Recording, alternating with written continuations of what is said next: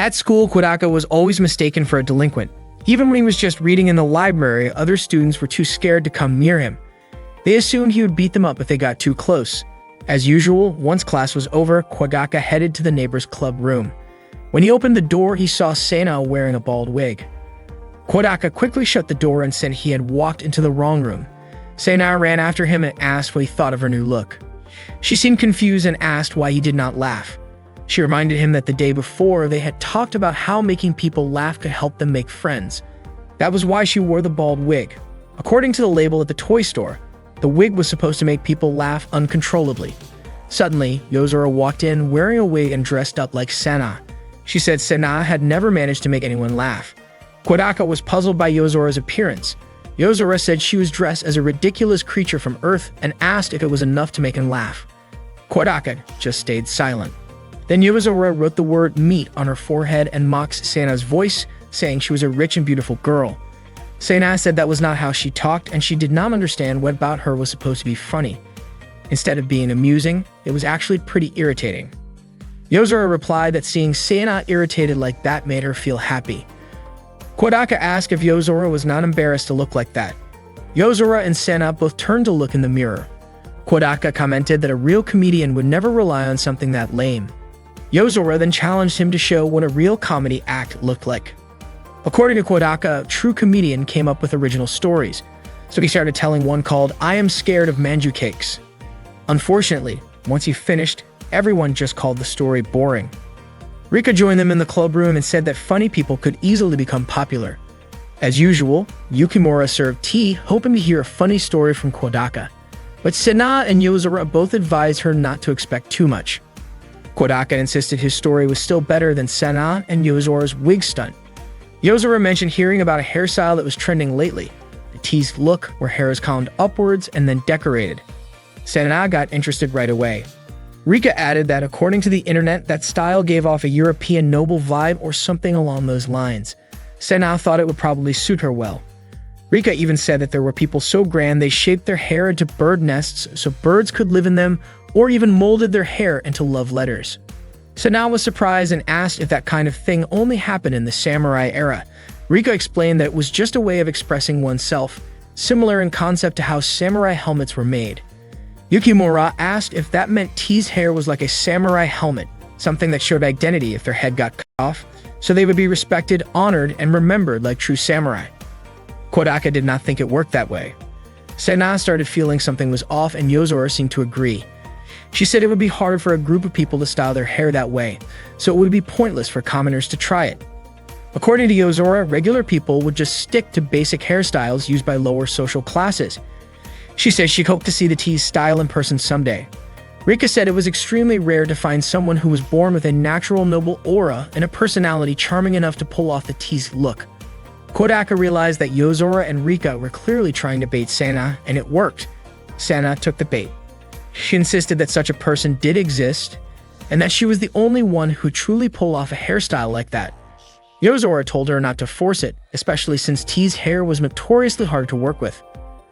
Sana said she was not trying to force anything. She believed that no matter how complicated the hairstyle might be, nothing could outshine her divine aura.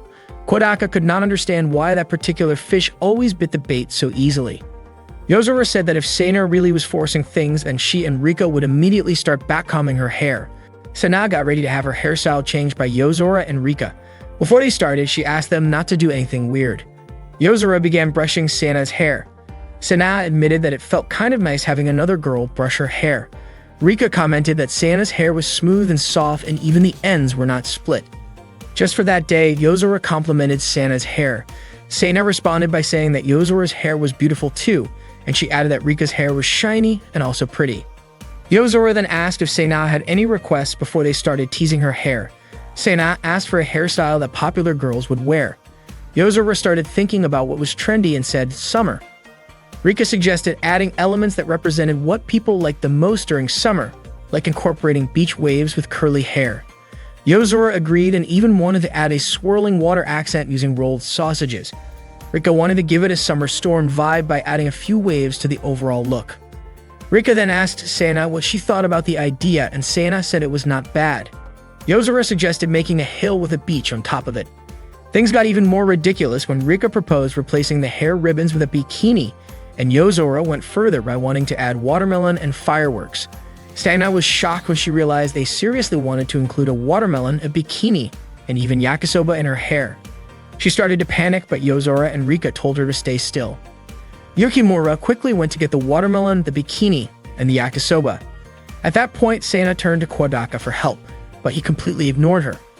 Meanwhile, Maria was outside playing in the yard. When someone called out to her, she immediately started doing her assigned task of mowing the grass. When she looked up, she saw that it was Yukimura approaching. Yukimura asked what Maria was doing. Maria said she was cleaning the yard as a punishment for slacking off earlier. Yukimura was there because Sana had asked her to get something. Maria assumed it was probably something related to summer. She handed over a few bugs she had managed to catch. Back in the club room, Yozora and Rika finally finished creating a new hairstyle for Sana. Yozora called her the fiercely backcombed Storm Queen, the most popular girl in A Midsummer Night's Dream. The hairstyle was so outrageous that it even felt heavy on her head. Kodaka thought the two of them were being way too cruel.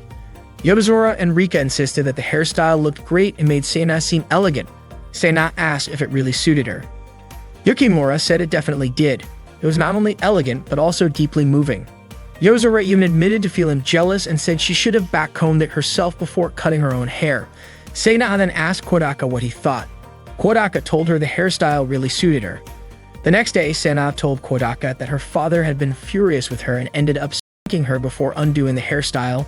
Later on, when they were in the club room, Rika and Yozora apologized to Sana for going too far. Sana was still upset and stormed off.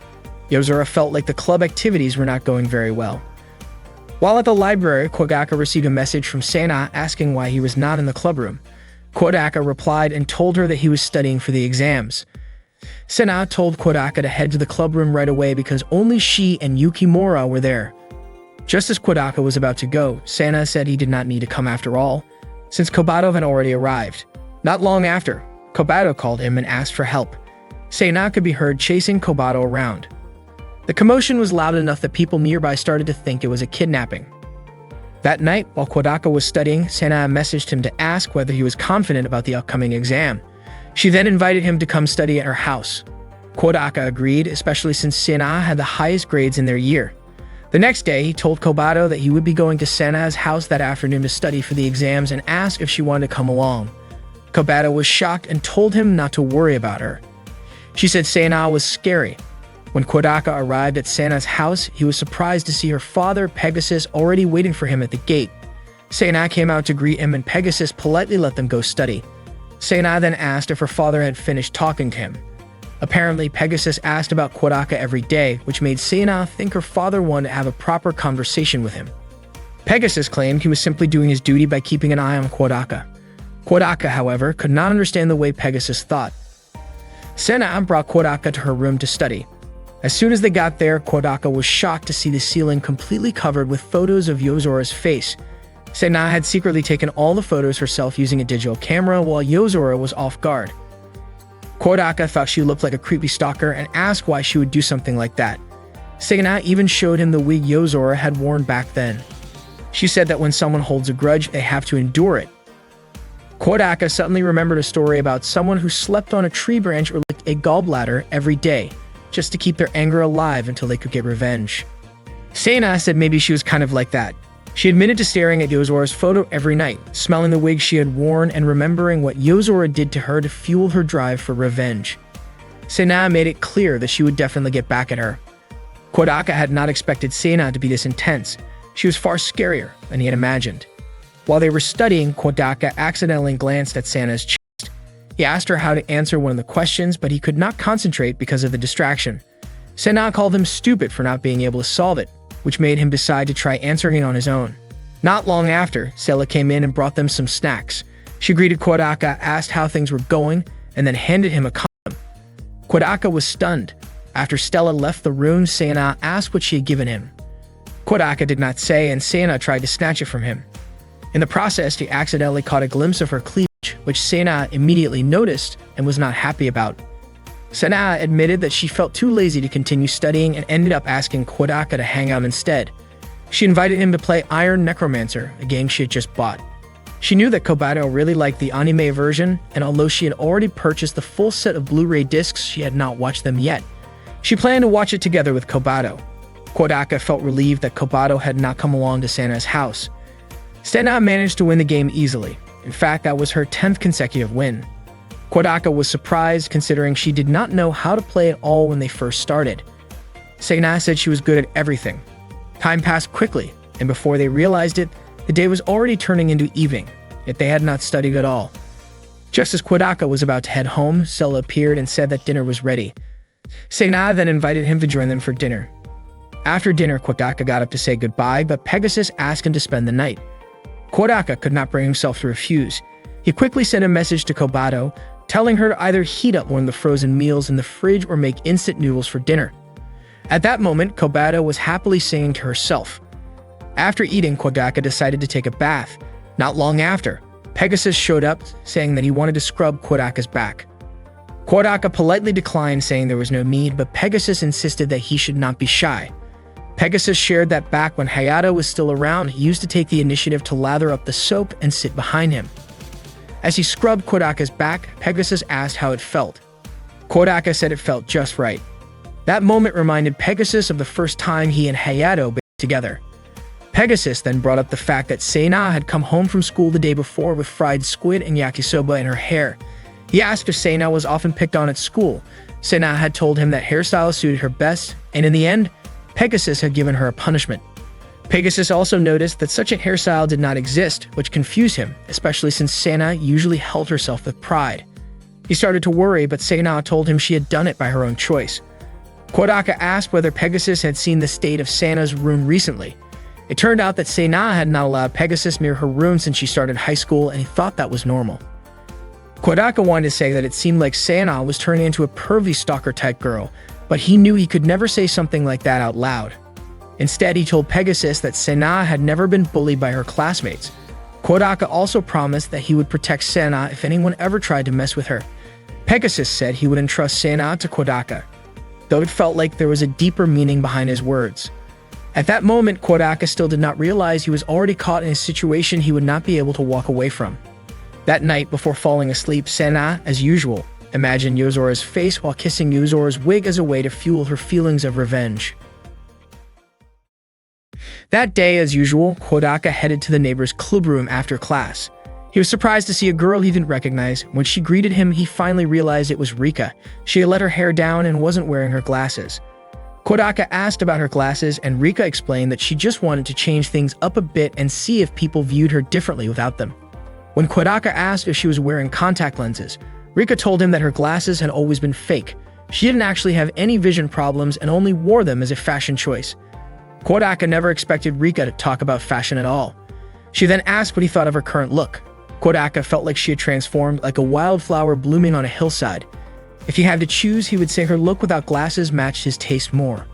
Without realizing it, Kodaka had accidentally said those thoughts out loud. Rika immediately blushed. Yozora, clearly annoyed, stomped on Kodaka's foot. Sana and Yukimura didn't look too happy either. Meanwhile, Rika laughed at Kodaka's reaction. Rika hadn't expected Kodaka to think of her that way, and then, in her usual bold manner, she invited him to do something inappropriate with her. Kodaka flatly rejected the idea. Rika quickly apologized, realizing that what she said had been rude. She then tried to rephrase her words more politely, but the soft tone still ended up suggesting the same thing.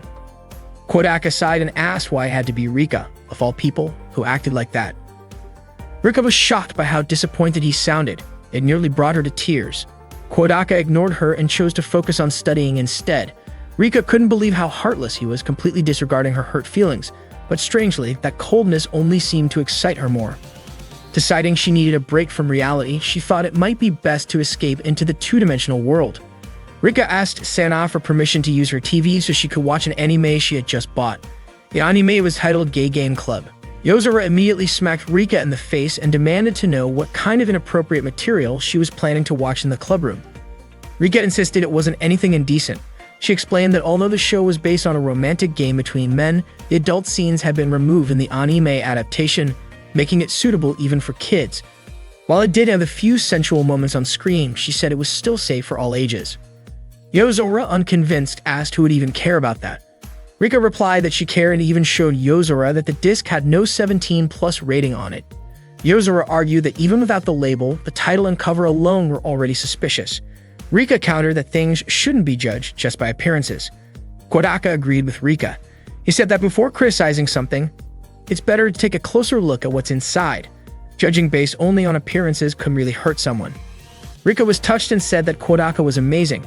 She invited Yozora to watch the anime with her, explaining that the scenes had been re-edited and some new ones were added, so even first-time viewers could easily follow the story. In the end, everyone ended up watching the anime together. The first scene featured Koyomi inviting Fumio to try out a Gaiden game. At first, Fumio wasn't interested, but after watching a bit, he changed his mind and decided to give it a try. Fumio's friends were shocked that their game hadn't sold a single copy. However, Fumio got upset and hit one of them, saying that sales numbers didn't matter to him. The climax came when an antagonist tried to destroy the Gaiden club, and Koyomi refused to let that happen. He stood his ground, ready to protect the club. The ending was unexpectedly emotional, with Koyomi declaring that even if the whole world turned against him, he would always protect Fumio. To everyone's surprise, both Sena and Yozora ended up in tears because of the anime's touching story. Rika asked Yozora what she thought of it, and Yozora admitted that it was actually pretty good. But just as the credits were about to roll, an unexpected twist came. Koyomi and Fumio shared a kiss. That scene left everyone stunned. Without realizing it, 2 hours had already passed. Yukimura commented that the show was surprisingly good. Yozora then asked Rika why Koyomi and Fumio kissed at the end. Rika explained that once the two characters had truly understood each other's feelings, it was only natural for them to share a kiss. Yozora was puzzled, especially since Koyomi and Fumio were just friends. According to Rika, it was simply because Koyomi and Fumio were human. Yozora questioned whether it was normal to do such things with a friend, but Rika didn't think it was strange at all. She said that when emotions come into play, it's only natural for the body to follow, even if it's between friends or even between two guys. So if they genuinely liked each other, it would make sense for them to just kiss and even do intimate things, because, as Rika put it, that's just nature taking its course. Kodaka responded that it wasn't okay to casually bring up guys doing things together as if it were totally normal. That made Yozora realize for the first time that even friends could kiss. She immediately turned to look at Kodaka. Yozora admitted that she had misunderstood the anime. Rika asked if that meant Yozora's interest in homo content had finally been awakened. Yozora quickly denied it, saying she only thought the club's homo-themed game anime wasn't bad. Rika was excited to hear that someone actually enjoyed it. Yozora even told Rika not to hesitate to show her other similar anime if she had any. Rika was thrilled to have finally found someone who shared her taste, but she reminded herself not to mess things up in a moment like that. Stena, however, thought the anime wasn't suitable for all ages. She was confused by the fact that Yozora had once called her gal games perverted and disgusting, yet seemed to accept the homo-themed anime from Rika without hesitation. Yozora told Sena not to compare a story about male friendship to some dumb game focused on poking and prodding women. That really got on Sena's nerves. She felt insulted that Yozora had dissed her gal game. Yozora then asked if Sena had the guts to read aloud the scene she was playing. She pointed out how inappropriate the dialogue was and claimed that she herself could read any scene from the Homo Club anime because, in her opinion, it was a piece of high art. Sena challenged her to do it. Yozora read one of the scenes out loud, and the dialogue turned out to be surprisingly well written. Sena flipped through to find another one, but they all still sounded impressive. Kodaka couldn't believe Yozora actually remembered every line of the scenes. Yozora said it was Sena's turn now. If there was really nothing embarrassing in her gal game, then she should have no problem reading a scene aloud. Sena went quiet, but Yozora kept pushing her. Eventually, Sena gave in and agreed to read it just like Yozora did. She read the gal game scene in a low voice and hesitated when she came across inappropriate words. Yozora urged her to read it loudly, clearly, and with emotion. So Sena read it out loud, even including the inappropriate terms, and Kodaka was genuinely surprised that she actually went through with it. Sena declared that Yozora couldn't keep pushing her around forever. Yozora was stunned by how extreme the gal game dialogue turned out to be. Sena asked, wasn't it true that there was absolutely nothing to be ashamed of in the game? Yozora admitted defeat and acknowledged that Sena had won, though she also said she didn't want to look at her right now. Rika commented that the scene they had just heard was a bit much for her, and even Yukimura confessed that she hadn't realized Sena could be that suggestive. Yozora said she finally understood why Sena liked that game and apologized for making fun of her. Sena was shocked and immediately ran off, but not before snapping at Yozora and calling her a perverted game freak. That same day, Kodaka had just finished his exams and was walking across the schoolyard when a girl dressed as a nun called out to him, referring to him as a lost little lamb. Kodaka ignored her. The girl called out again, saying that ignoring a servant of God was practically a sin. Kodaka turned and asked if she was actually talking to him. She laughed and offered to listen if he had anything on his mind, saying she was a sister and it was her job to help. She said she understood that life was full of problems, so many that perhaps that was why Kodaka had turned into a delinquent and dyed his hair. Kodaka clarified that his hair was naturally that color. She apologized for stopping him, but told him that if he ever needed someone to talk to, he should feel free to come to the counseling room. The girl introduced herself as Kate and told Kodaka to call her either big sister or mom. Suddenly, Maria shouted out and called Kodaka her big brother, then ran up and hugged him. Kodaka asked if Maria knew Kate. Maria was shocked and screamed, asking why the old hag was talking with Kodaka. Kate got annoyed and immediately tugged Maria's ear for calling her an old lady. It turned out that Kate was Maria's older sister, and she ordered Maria to call her beloved big sister. Maria, clearly in pain, apologized and Kate let her go. Kate assumed that the guy in front of her was Kodaka. She mentioned that she had heard a lot about him from Maria. She also introduced herself again as Maria's older sister. Just as Kodaka had seen, she admitted that Maria was a pretty clueless little sister, but she thanked him for taking care of her. Maria then said that Kodaka would always be her big brother whether Kate asked him to or not, and walked away. Kate yelled at Maria to do her job properly, but Maria loudly shouted back that she didn't want to. Kate was confused by how her little sister could be that clueless, but she was still grateful to Kodaka and the other members of the neighbors' club. Maria had been a lot more cheerful ever since she became the club's advisor. Kodaka said he had always thought Maria was naturally that cheerful. Kate explained that the only thing Maria ever really did was study. Her self-confidence was sky-high and she looked down on others. Things got even worse after she skipped grades. That's why Kate was thankful to Kodaka and to Maria's little vampire sister for being there. She also expressed gratitude to Yozora, who had pushed Maria out of her shell without giving her a chance to talk back. According to Kate, Yozora was the only person Maria couldn't manipulate. Kodaka understood. He hadn't expected anyone to be that thankful to Yozora. Kate added that it might have been a bit too much to force a little girl to run completely naked through the school. Kodaka apologized and promised it wouldn't happen again. Kate asked them to continue supporting each other, then called Kodaka Big Brother. Kodaka agreed, but also asked why she called him that. Kate explained that since Kodaka was Maria's big brother, he was basically her big brother too. She was only 15 after all. She then said goodbye. Unfortunately, as she walked away, she accidentally let out a fart and Kodaka saw it happen. Not long after that, Yozora called out to Kodaka. She said she thought he'd already gone to the club room. Kodaka admitted that he had just run into a weird person. Yozora mentioned that exams were over and that she heard some classmates comparing answers afterward. Kodaka said that in some places, that was still a thing people did. Yozora called it a waste of time, but added that if they ever made some real friends, they might end up doing it too.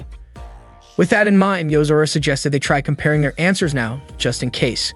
Kodaka said he understood. Yozora then asked about question 4, part 3 from the math test. Math had been on the first day of exams and Kodaka couldn't even remember the question, let alone the answer. Unfortunately, that was the only question Yozora had doubts about. Kodaka asked her what the question was about. Yozora said it was a logic problem worth 15 points. Kodaka wasn't entirely sure and his answer was a bit long.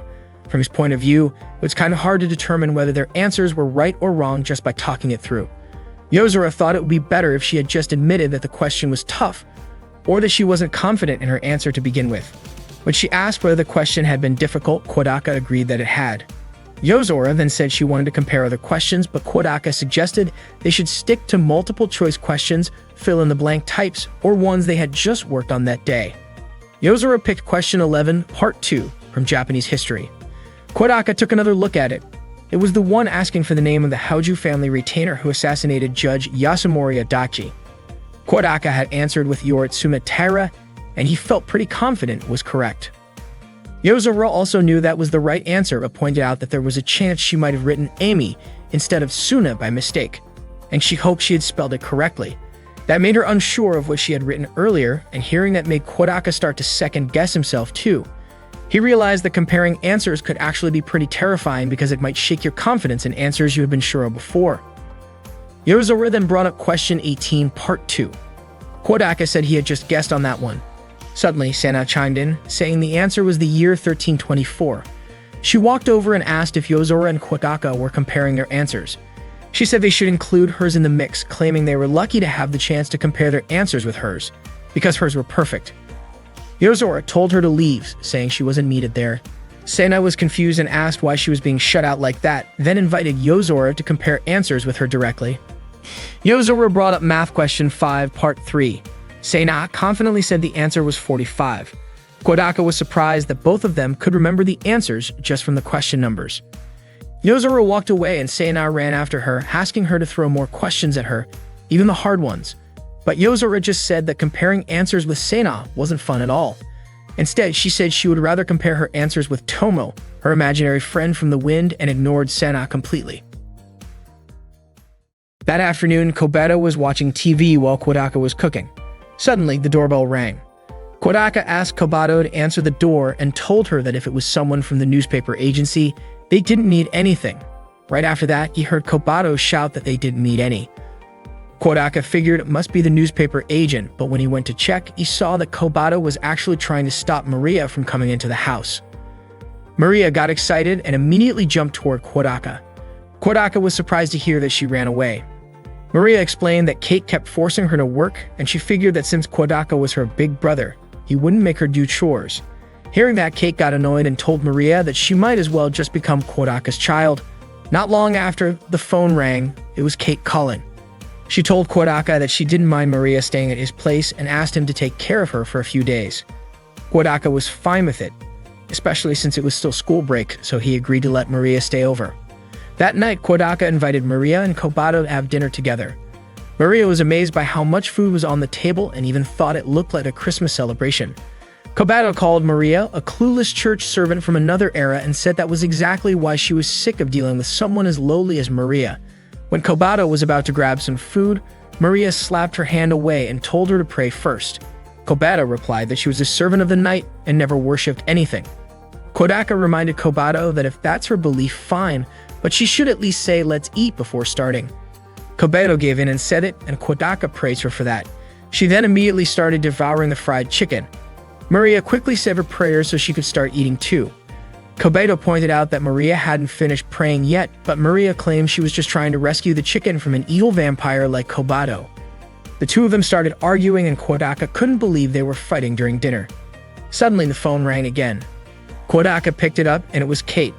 She asked him what color his underwear was, which made Kodaka tell her to skip the small talk. Kate then asked if he had eaten. Kodaka said they were in the middle of dinner, and Kate asked him to remind Maria to finish her vegetables.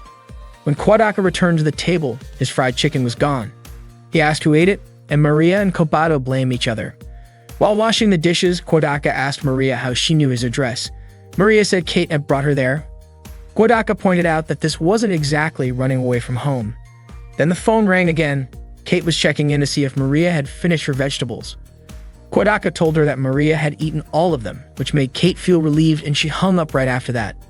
Later that night, Kobato wanted to play video games with Kodaka, but Maria suddenly pointed out that the game Kobato was playing was actually an eroge.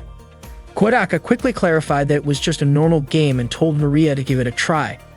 Maria and Kobato started playing together, but Kobato easily defeated Maria in no time. She said it was impossible for a low-level human like Maria to beat her. Maria kept trying but still couldn't win against Kobato. Kodaka reminded them that it was time for a bath. Maria immediately took off her clothes and tossed them at Kodaka before rushing to the bathroom. Just then, the phone rang again. It was Kate. Kodaka told her that Maria was currently in the bath. Kate asked him to remind Maria to scrub herself properly. Kodaka was confused about why Kate was so worried, but she didn't admit anything and hung up quickly. While Maria was bathing, Kodaka brought her a change of clothes from Kobato and reminded her to scrub thoroughly. While waiting, he played video games with Kobato. After finishing her bath, Maria came to Kodaka and said that the pajamas felt a bit tight, especially around the chest, and that might make it hard for her to sleep. Kobato got irritated and scolded Maria. Maria finally put on Kodaka's t-shirt, which made him incredibly happy. She was overjoyed and said that she and Kodaka had become one. Kobato challenged Maria to play a game again, and surprisingly, they played until late at night. Maria even fell asleep while playing.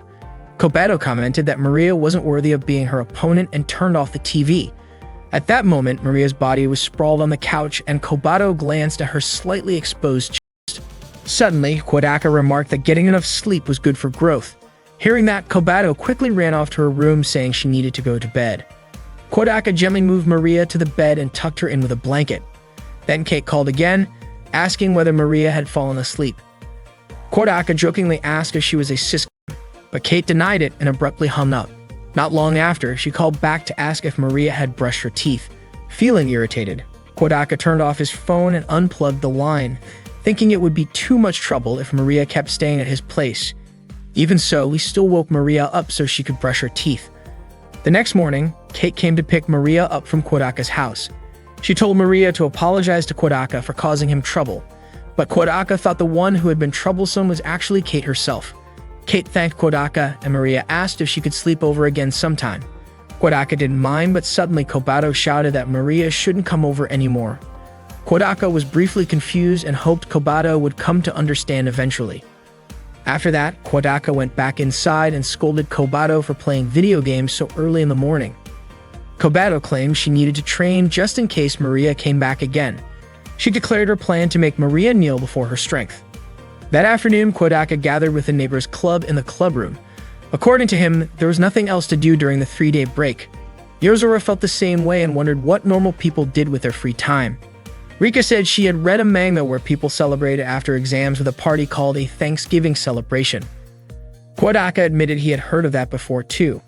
Yozora then suggested that they throw their own celebration party. Suddenly, Sana said she wasn't tired at all because she didn't study during the exams. Hearing that, Yozora told her she wasn't allowed to join the party. Sana immediately acted weak, saying the exams had worn her out. In response, Yozora told her to go rest in the student infirmary. Rika chimed in saying she didn't have to take the exams from the start. Maria added that since she was a teacher, she didn't need to take exams either, but she still wanted to join the celebration. Yozora allowed her to take part. Sana then asked if she could join too, but Yozora said the event was limited to just 6 people. Sana got annoyed and questioned why Yozora always treated her like that. Despite the drama, all the club members joined the party. Yozora invited everyone to have a drink, but Kodaka suggested they make a toast first. After raising their glasses to celebrate the end of exams, they all took a drink. Yukimura commented that she wasn't very good with carbonated drinks. Kodaka wondered why she chose one then, and it turned out Yukimura had simply followed his lead, picking the same drink as him. She thought a man shouldn't be defeated by just one drink, so she took a big gulp, but ended up collapsing right after. She apologized for embarrassing Kodaka. Kodaka told her to just drink some orange juice instead, and he would finish the soda for her. Rika pointed out that this counted as an indirect kiss. That comment triggered a memory in Kodaka's mind of young Yozora coughing after trying soda. He then asked Yozora if she still couldn't drink soda. Yozora replied that it wasn't that she couldn't, she just didn't like it. Rika and Sana looked surprised when they heard Kodaka use the word still, and they both began to get suspicious. Kodaka forgot that he had to keep his past and Yozora a secret. After they finished all the snacks, Yozora asked what they should do next, whether they should play a game. Rika mentioned that she had heard of a group game called the King's Game, where the king is chosen randomly, and whoever is the king gets to order anyone to do whatever he wants. Sana got really excited and even planned to order Yozora to lick her feet. She was enthusiastic about getting everyone to play the King's Game. Yozora agreed and even planned to give Sana a tough time during the game. Kodaka set one condition: the king's orders had to be chosen randomly, so he asked everyone to write down king's orders and put them into a box. He had to do this because otherwise everyone would just make up orders as they pleased. On the first turn, Sana got to be king. She even said that she was obviously the one who deserved to be king. Yozora immediately handed her the box full of orders. Sana said that Yozora would be punished by the king for being disrespectful and read an order saying that person number 4 had to change into a swimsuit. Kodaka was shocked and asked who had written that order. Sana admitted she wrote it herself. Kodaka then asked what would happen if the order was directed at Sana herself, but she said she wouldn't be affected. Sana asked who had number 4, the poor fool who would have to spend the whole game wearing a swimsuit. Unexpectedly, number 4 turned out to be Kobato. Sana was surprised and said the order was inappropriate and that she would erase it. However, Yozora insisted that the king's orders were absolute and told Kobato to take out her anger on Sana. Sana pointed out that there were no swimsuits in the room, but Rika offered a very sexy cosplay outfit as a replacement. Kobato had no choice but to wear it, and at that moment, she truly hated Senna. On the next turn, Yozora became king. When she drew a king's order, she was shocked and wondered who the fool was who wrote it. The order was for number 5, who was Maria. Yozora read the order aloud. It was something quite inappropriate. Yozora suspected that Rika was the one who wrote it. Rika admitted it, saying it would be more fun to see the person reading it get embarrassed. Then Senna became king again. Unexpectedly, she went to the convenience store in front of the school and read a dialogue from the king's orders where she scolded the cashier exactly as written. Afterwards, Senna got annoyed and asked who had written such an order and why the king had to follow their own orders. Yozora explained that the king's orders were absolute, even if it meant ordering themselves. Kodaka guessed that Yozora must have written that order since she had marked the edges of the paper so she wouldn't pick the wrong one. He thought Yozora was seriously scary. Next, it was Rika's turn to be king.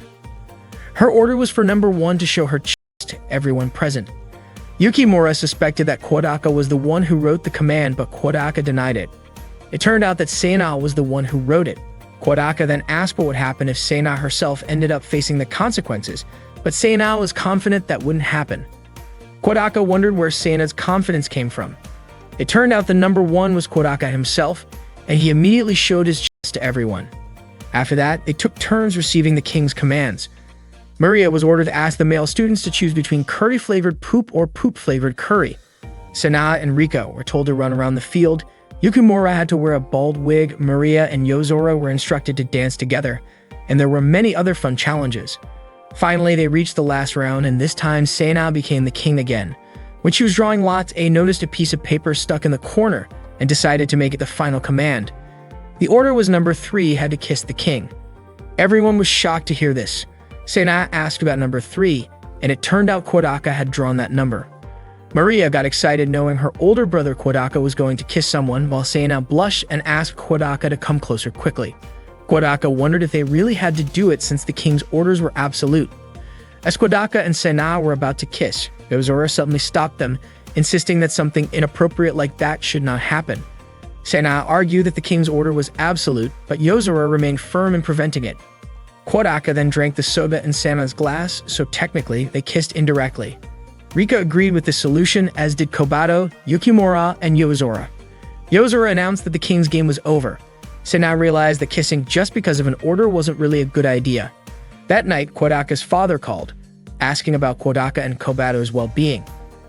Kodaka said that they were both doing fine. Kodaka's father then mentioned hearing from Pegasus that Kodaka was going to marry his daughter. Hearing this, Kodaka was shocked. Kodaka's father called him and asked if he was planning to marry Pegasus' daughter. Pegasus had apparently contacted him to talk about setting a date, but his voice over the phone sounded like he was drunk. Kodaka's dad also asked if Kodaka was dating Senna. Kodaka clearly stated that he wasn't in a relationship with her. His father then asked if he had 1 or 2 girlfriends. Kodaka openly admitted that he didn't have any. Instead, he joked that Kobato already had a boyfriend and that she was staying over at his place that night. Upon hearing that, his father got really angry and even said he'd fly back to Japan right away. Kodaka quickly admitted he was just joking and ended the call. That day, Kodaka brought Kobato to the neighbor's club room. Seeing her, Senna got excited and asked if Kobato wanted to go with her to an amusement park the next day. She even showed her a ticket to Yokoshima Wonderland, which had been given to her by one of her father's college friends. Senna said the park would be selling limited edition toys and that she would treat Kobato to lots of candy and hamburgers. She sincerely hoped Kobato would accept her offer and even asked her not to be scared of her. Yozora immediately commented on the ticket and called Senna pathetic. Kodaka asked if Yozora had ever been to that place. She admitted that she had back when she was in middle school, and all she did there was read books.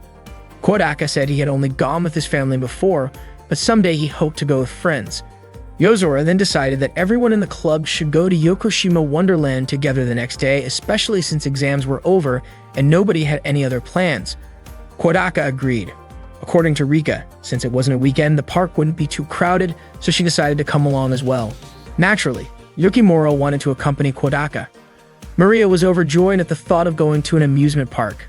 Kobato figured it might be a good idea to experience a human amusement park at least once. Senna told Yozora that she had originally only invited Kobato, but Yozora pointed out that the ticket allowed up to 6 adults, so they might as well use all the slots. Everyone turned to look at Maria upon hearing 6 adults. Realizing she was a kid and wouldn't count as one of the adults, Maria looked a little left out. Sena quickly said she would buy an extra ticket for her. Maria immediately hugged Sena and thanked her. While walking home, Kodaka asked Sena if there was anything strange about her father the day before. Sena explained that after handing over the tickets, her father suddenly got super cheerful and started drinking sake, though she had no idea why. Kodaka guessed it was probably just drunken nonsense he said over the phone. The next day, Kodaka and the others went to Yokoshima Wonderland. He figured it was probably Sena's first time at an amusement park. When Kodaka asked which ride they wanted to go on first, Yozora, Sena, Rika, and Kobato all confidently chose the Black Dragon, a roller coaster. Kodaka was surprised they wanted to start with that, but Sena had already decided that it was the first ride they'd go on. Yozora said the ride was pretty famous, and Kobato referred to it as the Dark Dragon. Even Maria wanted to ride it. They all got on the roller coaster together. As it started moving, Yozora said it felt way too slow, while Sena commented that the people below looked like trash. Kobato even thought that was the extent of the ride's power. Rika said all the vibrations were making her feel overheated and extremely flustered. But once the roller coaster began to climb, their faces changed. Yozora and Sena started hoping the ride would stop. Kobato and Maria began screaming in fear, though Yukimura still looked calm. As the roller coaster dropped suddenly, everyone screamed at the top of their lungs and even started shouting things they probably shouldn't have said. After getting off the ride, Kodaka asked what they thought of the Black Dragon. Maria said the ride was super fun, while Rika was holding her head and looked completely dazed. She didn't remember a thing. Suddenly, an announcement played saying that the Iron Necromancer character show would start at 10:45 on the main stage. Upon hearing this, Sena immediately called out to Kobato, and Kodaka asked if Kobato wanted to go watch it with him. Sena told Kobato that she had just bought the Blu-ray and the Iron Necromancer series yesterday. She proudly called herself a big fan and asked Kobato who her favorite character was. Sena said she liked a character named Mare from Season 2, but then Kobato suddenly corrected her by saying Meryl, referring to the Fate user from Season 2, Episode 8. She even mentioned the character's full name, Emerald Myrael von Revelatia Utori. Sena laughed and said that the Mare she meant was indeed Meryl. Kobato added that Meryl also made a return appearance in Season 3, Episode 5. Kodaka explained that Kobato was a hardcore Iron Necromancer fan, so when someone talks about it half-heartedly like that, it's like pouring oil on a fire. Not long after the show began, the special guest for the day was Iron Necromancer Guernica. The audience cheered with excitement, and the host asked everyone to call out Guernica's name together. But instead, Astaroth, the villain, made an entrance. He announced that Guernica would be late because he had fallen into one of his traps.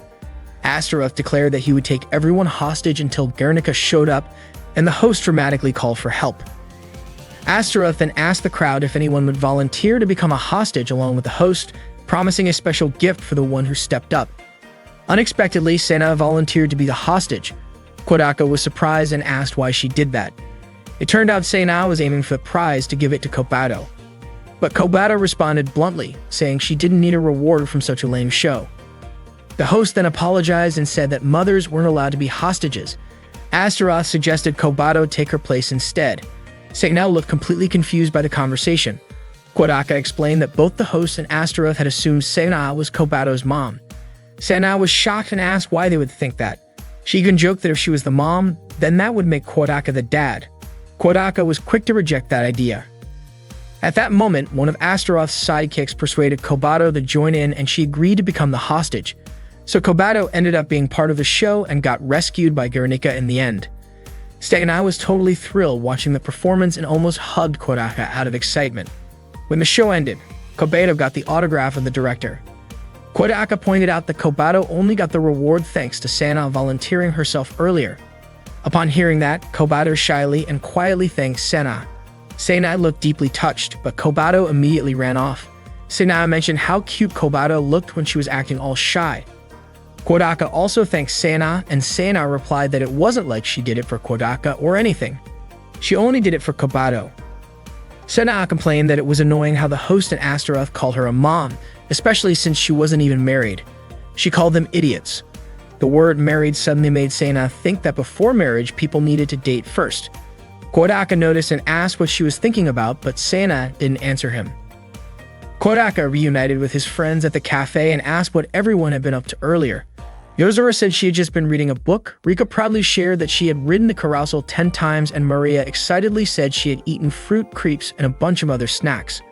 Kodaka apologized to Yukimura for having to cover all the food Maria had ordered, but Yukimura told him it was totally fine. After all, it was only natural for her to take care of Kodaka's little sister.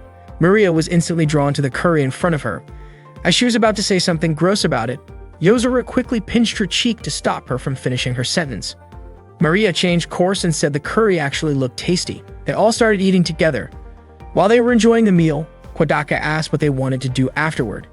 Maria immediately requested that they go on the Black Dragon ride again. That caught both Yozora and Kodaka off guard. Kodaka suggested they drop the idea of riding the Black Dragon again, but Seina said she was still up for another round. However, she added that it wouldn't matter if the others were too scared to go. Yozora told Seina to quit pretending to be tough, pointing out that she was scared too when they rode earlier. Not wanting to let that slide, Seina fired back, saying that Yozora's legs were shaking during the ride. Yozora denied it, but Seina kept teasing her by mimicking the scream that Yozora let out, which was apparently still ringing in her ears. Yozora clearly couldn't let that go and claimed Seina screamed too, and even wet herself. Caught off guard, Seina accidentally admitted it before quickly shouting in denial, insisting she wasn't scared of roller coasters at all. Yozora then challenged her to ride it again. Seina agreed, but only if Yozora went with her so she could take her picture with her digital camera. As it turned out, Seina had been hiding her camera the whole time. After that, Seina and Yozora lined up again to ride the Black Dragon.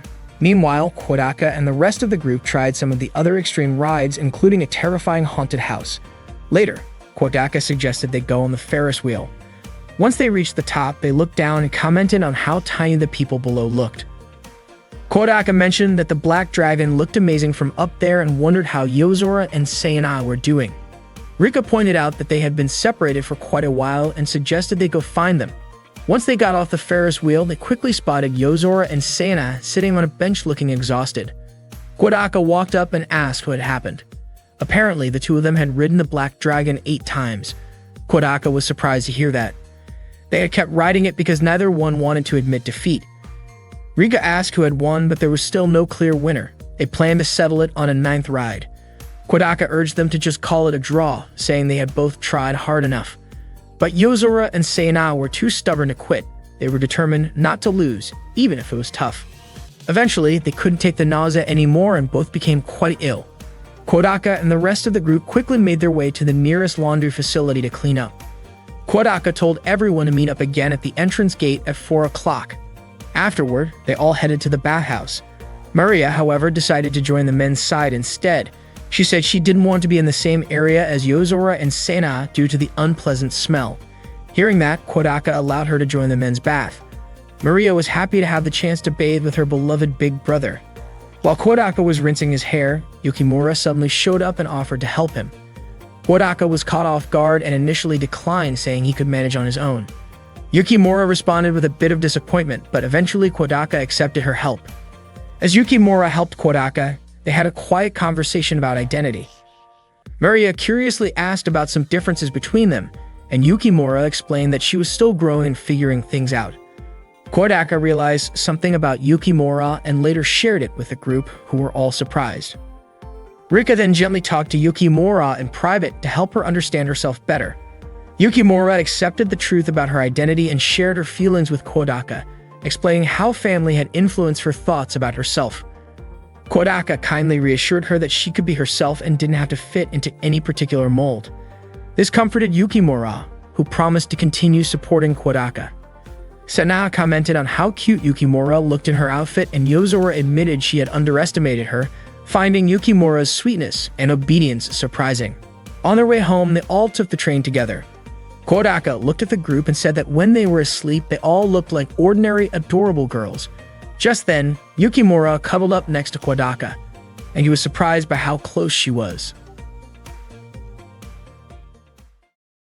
Kodaka was surprised to see Yukimura wearing a butler costume. Yozora explained that it was part of a new training program, version 2, to help Yukimura become a true gentleman. Yukimura said she would keep doing her best even if she still had a long way to go. To Kodaka, Yukimura hadn't just made little progress, he honestly thought she was a girl. But Yukimura believed that being a real man wasn't something limited by gender. Yozora agreed, saying that if someone had the spirit of a man, they could still be considered one, regardless of how they were born. Yukimura then confidently promised Kodaka that one day she would become a true gentleman like him. Kodaka understood her determination, but he couldn't help wondering why dressing as a butler was necessary. According to Yozora, the first image that came to her mind when thinking of a man was definitely a butler. Sena asked if there was really a problem with a girl wearing a butler outfit. She thought it looked cute. Rika agreed, saying female butlers had actually become quite popular lately. Sena brought up Nebaru Kokono from Butler Chicken and Mayonnaise, and Rika called Nebaru the most charming character at the time. She described her as shy, a little clumsy, and naturally endearing in a way that made her stand out, even in scenes where she found herself in silly situations. To Rika, it was part of her charm. Rika said Yozora had surprisingly good taste for dressing Yukimura as a butler, but Yozora admitted her plan hadn't gone exactly how she hoped. Even though Yukimura didn't fully grasp the point, she promised to continue serving Kodaka while wearing the outfit Yozora had chosen. Kodaka gave her a few words of encouragement. Then Kodaka noticed Rika playing a game on her laptop. He asked if it was another BL game, and Rika confirmed it, though she mentioned she also had a backlog of RPGs, shooters, and even otome games. Curious, Kodaka asked what otome games were. Rika explained that they were story-based romance games aimed at women. She showed them a title called Kirameki School Life. Yozora immediately said it was cursed with something she called the Samapaname curse. Kodaka asked if that had anything to do with Kirosuku. Rika clarified that it was the gender-swap version of Kirameki School Life Otome. In this version, all the supporting characters were male while the protagonist remained female. The game had earned the nickname Girlsuku. Rika noticed Yozora didn't seem very interested, and Yozora admitted that if it was based on what she considered a silly game, it probably wasn't for her. Stana wasn't about to let that slide. She hadn't played Girlsuku herself, but she felt Yozora's comment was like an indirect insult to her little sister. For Sena, saying something bad about Girlsuku was like insulting Kobata personally. Kodaka suggested that Yozora shouldn't judge a game by its cover. Eventually, Yozora agreed to at least try it out. When the game started, Yozora skipped the opening video, saying it was a waste of time. Then the game asked her to input a name. Rika told her it was for the protagonist. Yozora joked that if the main character was supposed to be someone who flirts with a lot of guys, she might as well name her Sena. Rika said playing as a bold character could be fun too, but suggested that Yozora try playing as someone who focuses on just one meaningful relationship instead. While Yozora was typing, Sena suddenly jumped in and typed a random string of letters, ending up with the name Yo Chibaraki. Sena burst out laughing and said it suited Yozora perfectly. Kodaka could tell Sena was still holding a bit of a grudge from the whole Semapaname incident. Yozora was clearly annoyed. Rika, meanwhile, was frustrated because she was trying to get Yozora genuinely interested in otome games, but Sena kept interfering.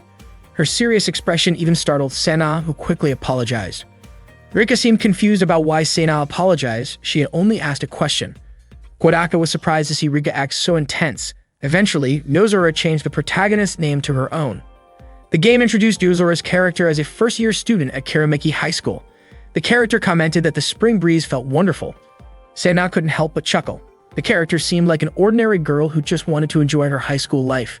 Then the character said she carried many hopes in her heart. Sena laughed again, teasing Yozora with a light remark. Yozora, now irritated, gave her a quick glare, but said nothing, choosing instead to focus on the game. At that moment, Yozora accidentally bumped into a guy named Aoji Shinomori. Aoji helped her get back on her feet. Rika mentioned that Oji was also a new student, just like the main character. He was the heir to the Shinomori Corporation, and apparently, every girl at school liked him. Kodaka hoped he and Aoji could have a fun high school life together. Yozora said Oji was cool, and she was really glad to meet someone that amazing on the very first day of school. She thought her high school life was going to be as beautiful as a rose. Sena immediately teased her again and even said she wanted to call Yozora Rose. That annoyed Yozora, and she said over-the-top girls like that weren't her style. She joked that maybe she should change her character's name back to Yo Chibarik. Rika tried to calm Yozora down, saying it was just a game. Then Yuko Fuyuki, who sat next to Yozora, asked if she knew Aoji. Yozora, clearly irritated, asked when the "just let me die" option would appear because she thought Yuko was way too friendly. She was convinced Yuko was the same type of girl as Akari Fujibayashi. Senahan didn't like that and defended Akari, saying she was a good person. Yuko said she hoped she and Yozora could become close friends, but Yozora believed Yuko would end up betraying her eventually. When Yozora looked at her character's stats, she realized her character didn't have any useful skills, so she decided to start leveling up her intelligence. At one point, she was in the library studying. Suddenly, a guy wearing glasses approached her and offered to help her study. Rika was immediately into the guy with glasses. Sena, however, said he looked like the girl's version of Yukiko, and that his appearance was just average. Kodaka said the guy's name was Tuma Suzutsuki, and he was the smartest student in school. Kodaka wondered why Yozora didn't pick him to help her study. Toma asked if Yozora often came to the library to study. He said he wanted to get to know her better. Yozora, on the other hand, was convinced that behind Tuda's serious appearance, he was just another pervy glasses guy. So she decided to send him away, not wanting to be bothered. Tuma, however, said he admired her strong will to handle everything on her own, but he also reminded her that it was okay to ask for help sometimes. He offered to be there for her if she ever needed assistance. Then the game prompted her to go on a date with Tuma. Yozora thought that was too much trouble and figured it'd be better to just avoid the library and do other things. So she started doing sports, painting, shopping for clothes, and even washing dishes. Eventually, her character's stats got better. Yozora really liked that because it felt more like her. Kodaka was surprised she gave up all those chances to go on dates. Rika said the main character's school life seemed way too sad, and she couldn't take it anymore. Sana agreed, feeling sorry for the main character too. Then Yozora ran into some delinquents. She felt confident she could take them on, especially since her character had 380 power. But she was confused why there was no option to fight them. Kodaka explained that the game wasn't that kind of genre. As the delinquents closed in on her character, a guy suddenly showed up and helped Yozora fight them off. He seemed to know who Yozora was, saying she was pretty well known. His name was Eiji Nagatani. He told her that place wasn't suitable for a well-respected girl like her, and he told her to get out of there quickly. After that, Yozora got a chance to go on a date with Eiji. This time she took it. Rika figured Yozora was into that kind of guy. Yozora denied it, saying it was just a boost for daily stats. Kodaka said he did not like guys like that because their gaze felt intense and creepy, they acted recklessly, and they had no manners. To his surprise, Yozora, Rika, and Sena all said that descriptions sounded just like Kodaka. In the story, Yozora asked Eiji out on a date for the following week at the batting center, and Eiji agreed. During the date, Eiji said Yozora was not bad, even pointing out that her hairstyle looked different that day. Sena commented that for a delinquent, Eiji was surprisingly thoughtful. Rika added that if only Kodaka could be as observant as Eiji and actually notice things like a girl's hairstyle. According to Rika, whenever a girl changed her hairstyle, Kodaka should at least comment on it. Better yet, compliment. Kodaka responded by saying that he had already mentioned before that Yozora looked better with short hair. Yozora was caught off guard and told Kodaka not to bring that up. Rika asked if that meant Kodaka had just complimented Yozora. But instead of answering directly, Kodaka realized that Rika had also been changing her hairstyle quite often lately. Rika was surprised and asked why he never said anything, especially since she had been trying to get his attention. That made her feel sad. Kodaka admitted that he had always been paying attention to her. Otherwise, he would not have known what she was planning. Rika said it was too late for him to say that now. It was pointless. If only he had complimented her from the start, he would have already earned a bunch of love points from her. She added that she probably should not be saying that, but she was just that easy to win over. If this were an eroge, they would have already done a bunch of inappropriate things by now. Kodaka was confused about why he needed to earn love points from her. Suddenly, Rika yelled in frustration. She said she was not feeling well and was heading to the science lab to cool off. Yozora called Rika a pitiful girl. At that point, Yozora seemed unsure about something, maybe because Eiji had started to like her. Kodaka said it was obvious that Eiji had fallen for her. But then Eiji suddenly asked Yozora to stop seeing him. He said that Yozora was a top student and the student council president, and if she kept hanging out with a delinquent like him, it would ruin her reputation. Right then, Yozora slapped Eiji and asked if he thought she was the kind of person who only cared about her reputation. She made it clear that she would decide for herself who she wanted to be with. Then she told him to stay with her from that moment on forever. Sena said Yozora looked so cool at that moment. In the end, Yozora graduated and got into a prestigious university. But she had no friends at all and had spent the last 3 years feeling lonely. Maybe she needed to treat people more kindly. Sena was annoyed that her story ended like that and wondered what happened to Eiji's character. Out of nowhere, Rika came in and said Yozora had missed an important flag. She asked why Yozora had not gotten close with Yuko or any of the other male characters. That was when Yozora finally realized her mistake. Rika told her not to worry about it. Failure was normal in games. All she needed to do was learn from her mistake and come back with a revenge run. But Yozora said she was done. If that was how her life was going to go, then she would just live it her own way. She apologized for calling the game trash earlier, saying that it was actually pretty interesting, especially because it gave her a friend like that delinquent guy who had no real-life friends. The next day, when Kodaka walked into the neighbor's club room, Rika greeted him. Kodaka noticed that her appearance had changed again. Rika said she had switched up her hairstyle and asked if he noticed anything else. Kodaka took a guess, asking if she had shaved her head or changed her hair tie, but both guesses were wrong. He then asked why her hair had been dyed blonde and if she was planning to become a delinquent. Rika said she just wanted to try coloring it. She was not worried about hair damage because she had used a special dye. That dye was her own invention, and it would not damage hair at all. If she used a second liquid that came with it, the hair color would return to normal in no time. According to Kodaka, most of Rika's inventions felt kind of bland. He mentioned that she had created things like computer programs, a room lamp that couldn't be turned off, an electric pot that could cook without a heat source, and even an automatic insect catching system. While he admitted all of them were useful in their own way, he felt like none of them had any sense of romance. Rika then asked what she should create instead. Kodaka suggested she build a giant robot, something he personally liked. Rika was shocked that his very first suggestion was such a massive, international-scale project. Kodaka then threw out more ideas. What about a 5-dimensional bag? But apparently that was even more complicated than building a giant robot. He kept going, suggesting a flashlight that could make things bigger or smaller, a cloth that could repair broken items, jelly that could let people understand all kinds of languages, or even a time machine. That day, Rika showed Kodaka and the others something she claimed was a working time machine. She said it could let a person's consciousness travel back into the past. Kodaka was skeptical, but Rika insisted he try it out. She strapped the device to Kodaka's head and set it so he would go back 5 minutes. Yozora asked if Rika was sure it was safe. Rika asked everyone to trust her.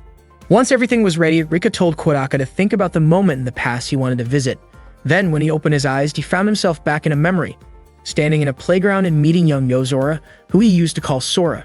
Kodaka was shocked to see that his body had also turned into a child's.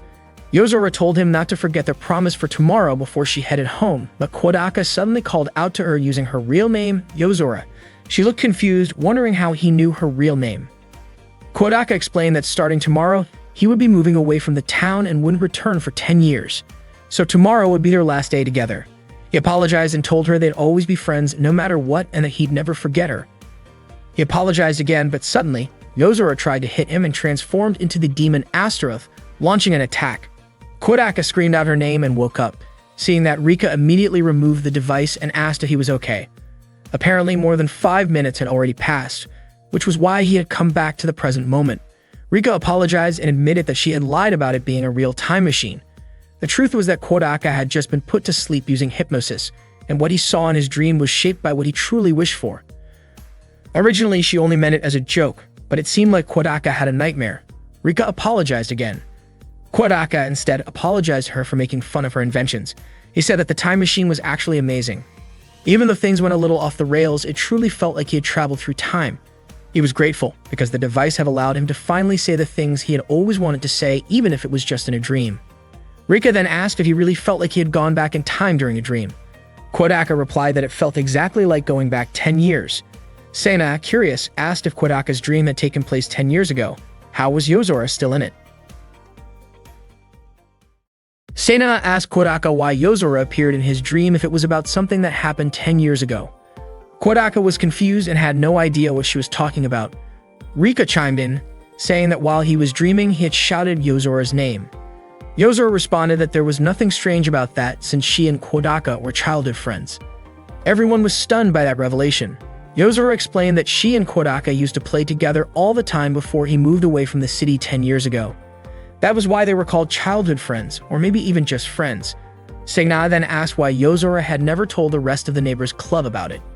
Yozora replied that there was no reason to tell anyone. Rika had suspected as much and commented that childhood friends were basically like ex-friends. The next day, Kodaka returned to the neighbor's club room. When he opened the door, he felt like everything was back to normal. Kodaka mentioned that the school festival was coming up soon, but Yozora said he had just stepped on a landmine. According to her, there was no such thing as a school festival, and she didn't even know what that phrase meant. Kodaka admitted that he did know about their school's upcoming festival. Yozora claimed that school festivals were just events created by popular people for popular people. Kodaka realized that for people like them, the school festival didn't really matter. Suddenly, Sena objected to being lumped in with the rest of them. She pointed out that while Kodaka didn't know much since he was new, she had been a star at last year's festival. Rika remembered it too, since she had received a special invitation from the principal and got to watch it from the VIP section. Sena then asked Rika to explain to the others how amazing her performance had been. Back then, Sena had participated in almost every event in the sports festival. The 200-meter dash, the relay race, the obstacle course, the bread-eating race, the marathon, and the three-legged race. She had taken part in nearly everything, and won them all. Kodaka admitted that was pretty impressive. It turned out Sena hadn't only participated in the sports festival, but the cultural festival as well. Rika recalled how Sena's class had put on a play where Sena defeated a villain with a sword. Rika explained that most of the guys were just enjoying the way Sena's chest bounced around while she was running, and the fact that her underwear often showed during the stage performance. Sena was shocked to learn that the cheers hadn't actually been for her impressive acting or athletic ability. Yozora remarked that fake praise and misfortune were a perfect match for Sena. She even suggested they start calling her Princess Misfortune. Offended, Sena fired back by calling Yozora flat chest. Yozora said what they really needed to do was sit back and let the popular crowd handle the festival activities. Just as she was about to ask Kodaka to join her, Sena suddenly suggested that their club should host an event for the school festival. She pointed out that clubs usually did something to participate in the festival. Kodaka agreed with her idea. He even saw it as a kind of practice for when they eventually made real friends. Surprisingly, the others were on board too. Yozora reluctantly agreed as well, saying the neighbors' club would join the cultural festival that year, and they would drag the popular kids into a festival straight from the deepest pits of hell with their own hands. Everyone nodded in agreement. Kodaka felt slightly uneasy hearing Yozora mention hell so casually. Yozora then asked what kind of event they should plan. Sena suggested a maid cafe, but Yozora immediately shut it down. Sena got annoyed and asked why Yozora didn't even consider it, especially since maid cafes were pretty normal for cultural festivals. Yozora insisted there was no way she would serve other people. Kodaka agreed it was clearly not something Yozora would ever do. Rika also understood, especially the part about dressing up in a maid outfit. Just imagining that scenario made Sena double over, clutching her stomach, trying not to laugh. She said it was the kind of ridiculous joke that gave people stomach cramps from laughing too hard. Yozora admitted that she really was not good at serving others, though she felt that the same could be said for everyone else. Kodaka said that if it was just about taking table orders, he could probably handle it, even though he had never done it before. Sena laughed and said that if Kodaka were the one serving, all the customers would probably run away. Kodaka insisted that he could at least be polite, but Rika seemed skeptical. Kodaka then asked Rika if she could serve customers. Rika told him not to underestimate her and then turned to Yozora to ask if the maid uniform Yukimura used to wear was still available. Yozora went to get it right away and Rika quickly changed her clothes because she wanted to show everyone. She told Kodaka to close his eyes since she was changing right there. Once she finished getting dressed, she told Kodaka to open his eyes. Just by looking at Kodaka's expression, Rika could tell what he was thinking, something along the lines of, "Oh, so Rika changed outfits." Rika called him an idiot, especially because he had actually closed his eyes when he was supposed to sneak a peek. Kodaka was confused by her reasoning. Rika called him an emotionless pudding and told him to leave the room and then come back in. Kodaka stepped out and commented that Rika's words had become seriously harsh lately. Not long after, he came back in, only for Rika to step on his foot and call him lazy. Kodaka had no idea why she was treating him like that. Rika told him to sit down. When he did, she kicked him again and said that he seemed to understand what a kick meant, but not what it meant to sit.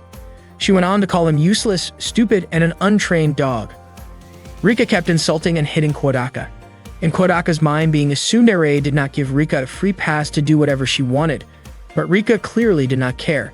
She suddenly scolded him again for sitting in that chair, and when Kodaka asked where he was supposed to sit, she kicked the back of his knee and told him to sit in a chair invisible to idiots. Then Rika served him a coffee in a rough manner and said it cost 100,900 yen.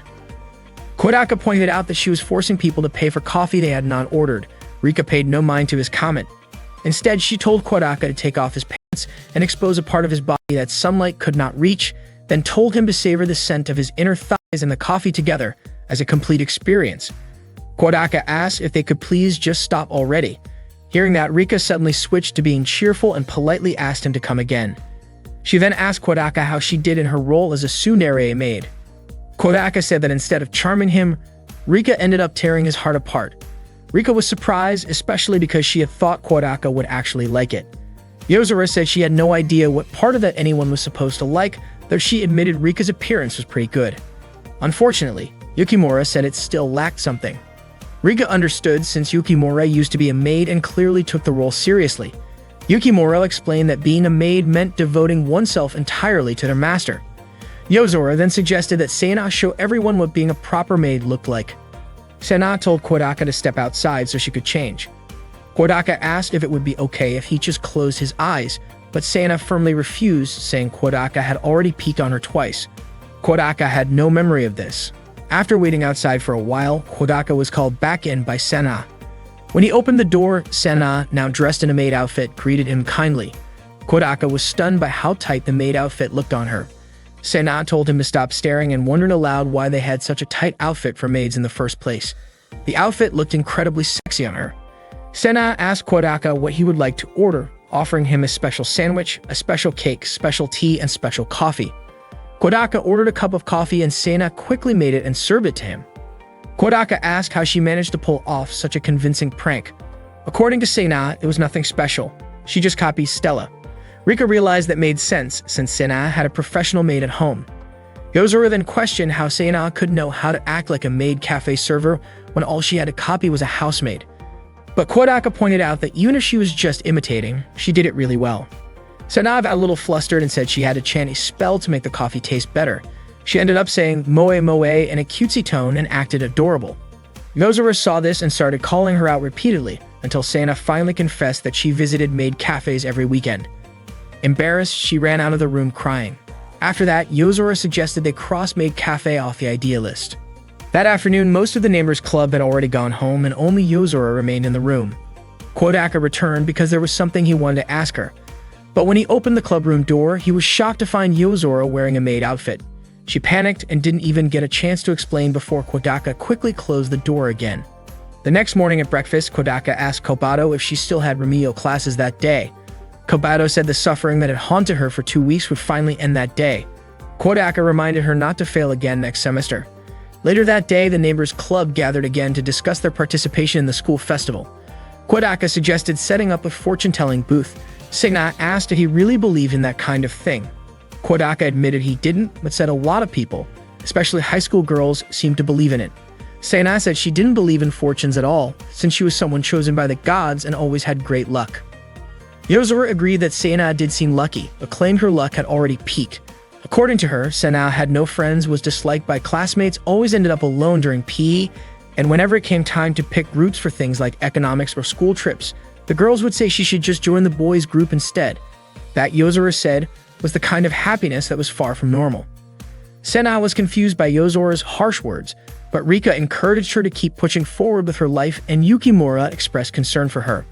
Yozora then said the fortune-telling booth might actually work out. Kodaka asked if she actually believed in fortunes, but she said no.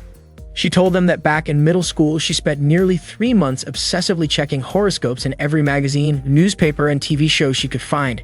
She even took notes on everything that happened each day. After all that, she calculated how accurate the horoscopes had been and found that none of them had more than a 70% success rate. That's why she stopped believing in them. Rika was surprised Yozora had gone to such lengths and joked that she sounded like a horoscope maniac. Kodaka then asked why she still wanted to set up a fortune-telling booth. Yozora explained that all they had to do was say a bunch of nonsense and take money from the foolish popular kids who actually believed it. There was nothing more entertaining than that, she said. Everyone called Yozora evil and said she was full of darkness. Yozora then offered to give Sana a fortune reading as an example. She asked if there was anything troubling Sana, something related to her relationships with others. Sana admitted there was. Yozora said she could see a light purple mist rising from Sana's body, and that color represented emotional confusion. Based on the shape of the mist, she said it was clearly connected to someone else. Sana was impressed and believed her. Yozora went on to say that she knew everything about Sana. She said that Sana was the kind of person who rarely thought about the past but often felt regret. She had talents that exceeded others in a certain field but couldn't make full use of them, which caused her deep discomfort. Even though Sana came off as relaxed and optimistic, she was often faced with big decisions that weighed heavily on her. According to Yozora, when Sana smiled, what she actually felt inside was loneliness. Sana couldn't believe how Yozora knew all of that. Kodaka quietly whispered to Riko what that kind of situation was called. Rika said it was known as the Barnum effect, a psychological phenomenon where someone believes another person knows everything about them just because they said something that happens to be true. Sana was surprised that Yozora seemed to understand her so well, and it made her feel a little happy. According to Rika, Sana was already in the palm of Yozora's hand. Yozora told Sena that she was a good person, though a bit awkward, so she offered to share a way to make her life feel more meaningful. Yozora instructed her to go to the rooftop that night, stand with a bowl of water on her head, spin around 3 times while shouting the words "sexy beam" as loud as she could. If not a single drop spilled, then the moon would bless her and her life would become much happier. Sena sincerely thanked Yozora and admitted she had misjudged her. Hearing that, Yozora could barely hold back her laughter. That night, Sena sent a message to Kodaka saying her father had smacked her hard on the butt, but she would endure it for the sake of her happiness. Kodaka couldn't believe she actually went through with it. Feeling bad for her, he suggested she look up what the Barnum effect really meant. The next day, Sena shouted Yozora's name in frustration. She scolded Yozora for tricking her, but Yozora acted like she had no idea what she was talking about. Sena said all of Yozora's predictions from the other day were just nonsense. Kodaka told Sena not to feel too down about it. He pointed out that doing weird things and getting yelled at by her dad wasn't exactly out of the ordinary. Sena said that wasn't what upset her. What hurt was that, for a moment, she had actually felt happy, thinking Yozora understood her. Through tears, she called Yozora an idiot. Kodaka then suggested they all head to the clubroom. As soon as they opened the door, Sena's mood instantly lifted when she saw Kobato. She rushed over, excitedly asking Kobato a few things, though it clearly scared her. Sena said she felt lucky to run into Kobato that day. Yozora remarked that it seemed like Sena's luck had finally turned around, and Sena agreed. Kodaka explained that Kobato had just finished her makeup exams, which was why she could come to the clubroom. Sena realized it had nothing to do with Yozora's magic.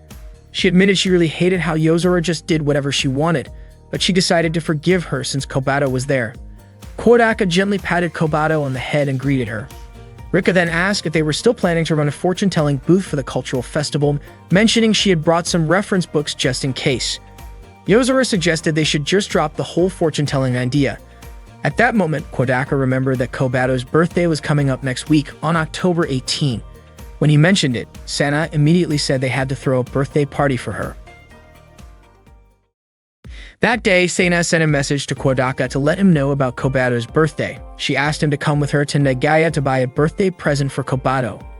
Kodaka agreed, and they decided to meet at Tuya Station on Sunday at 1 p.m. Not long after that, Rika sent a message to Kodaka. She said she had seen a lot of utility poles on both sides of the road, which got her excited as she imagined being bound tightly to them. Kodaka replied with a blunt, noisy. Then Rika told him to read the first letter of each sentence in her message. When he did, it turned out the message was actually a hidden invitation for a date the next day. Of course, Kodaka immediately turned her down.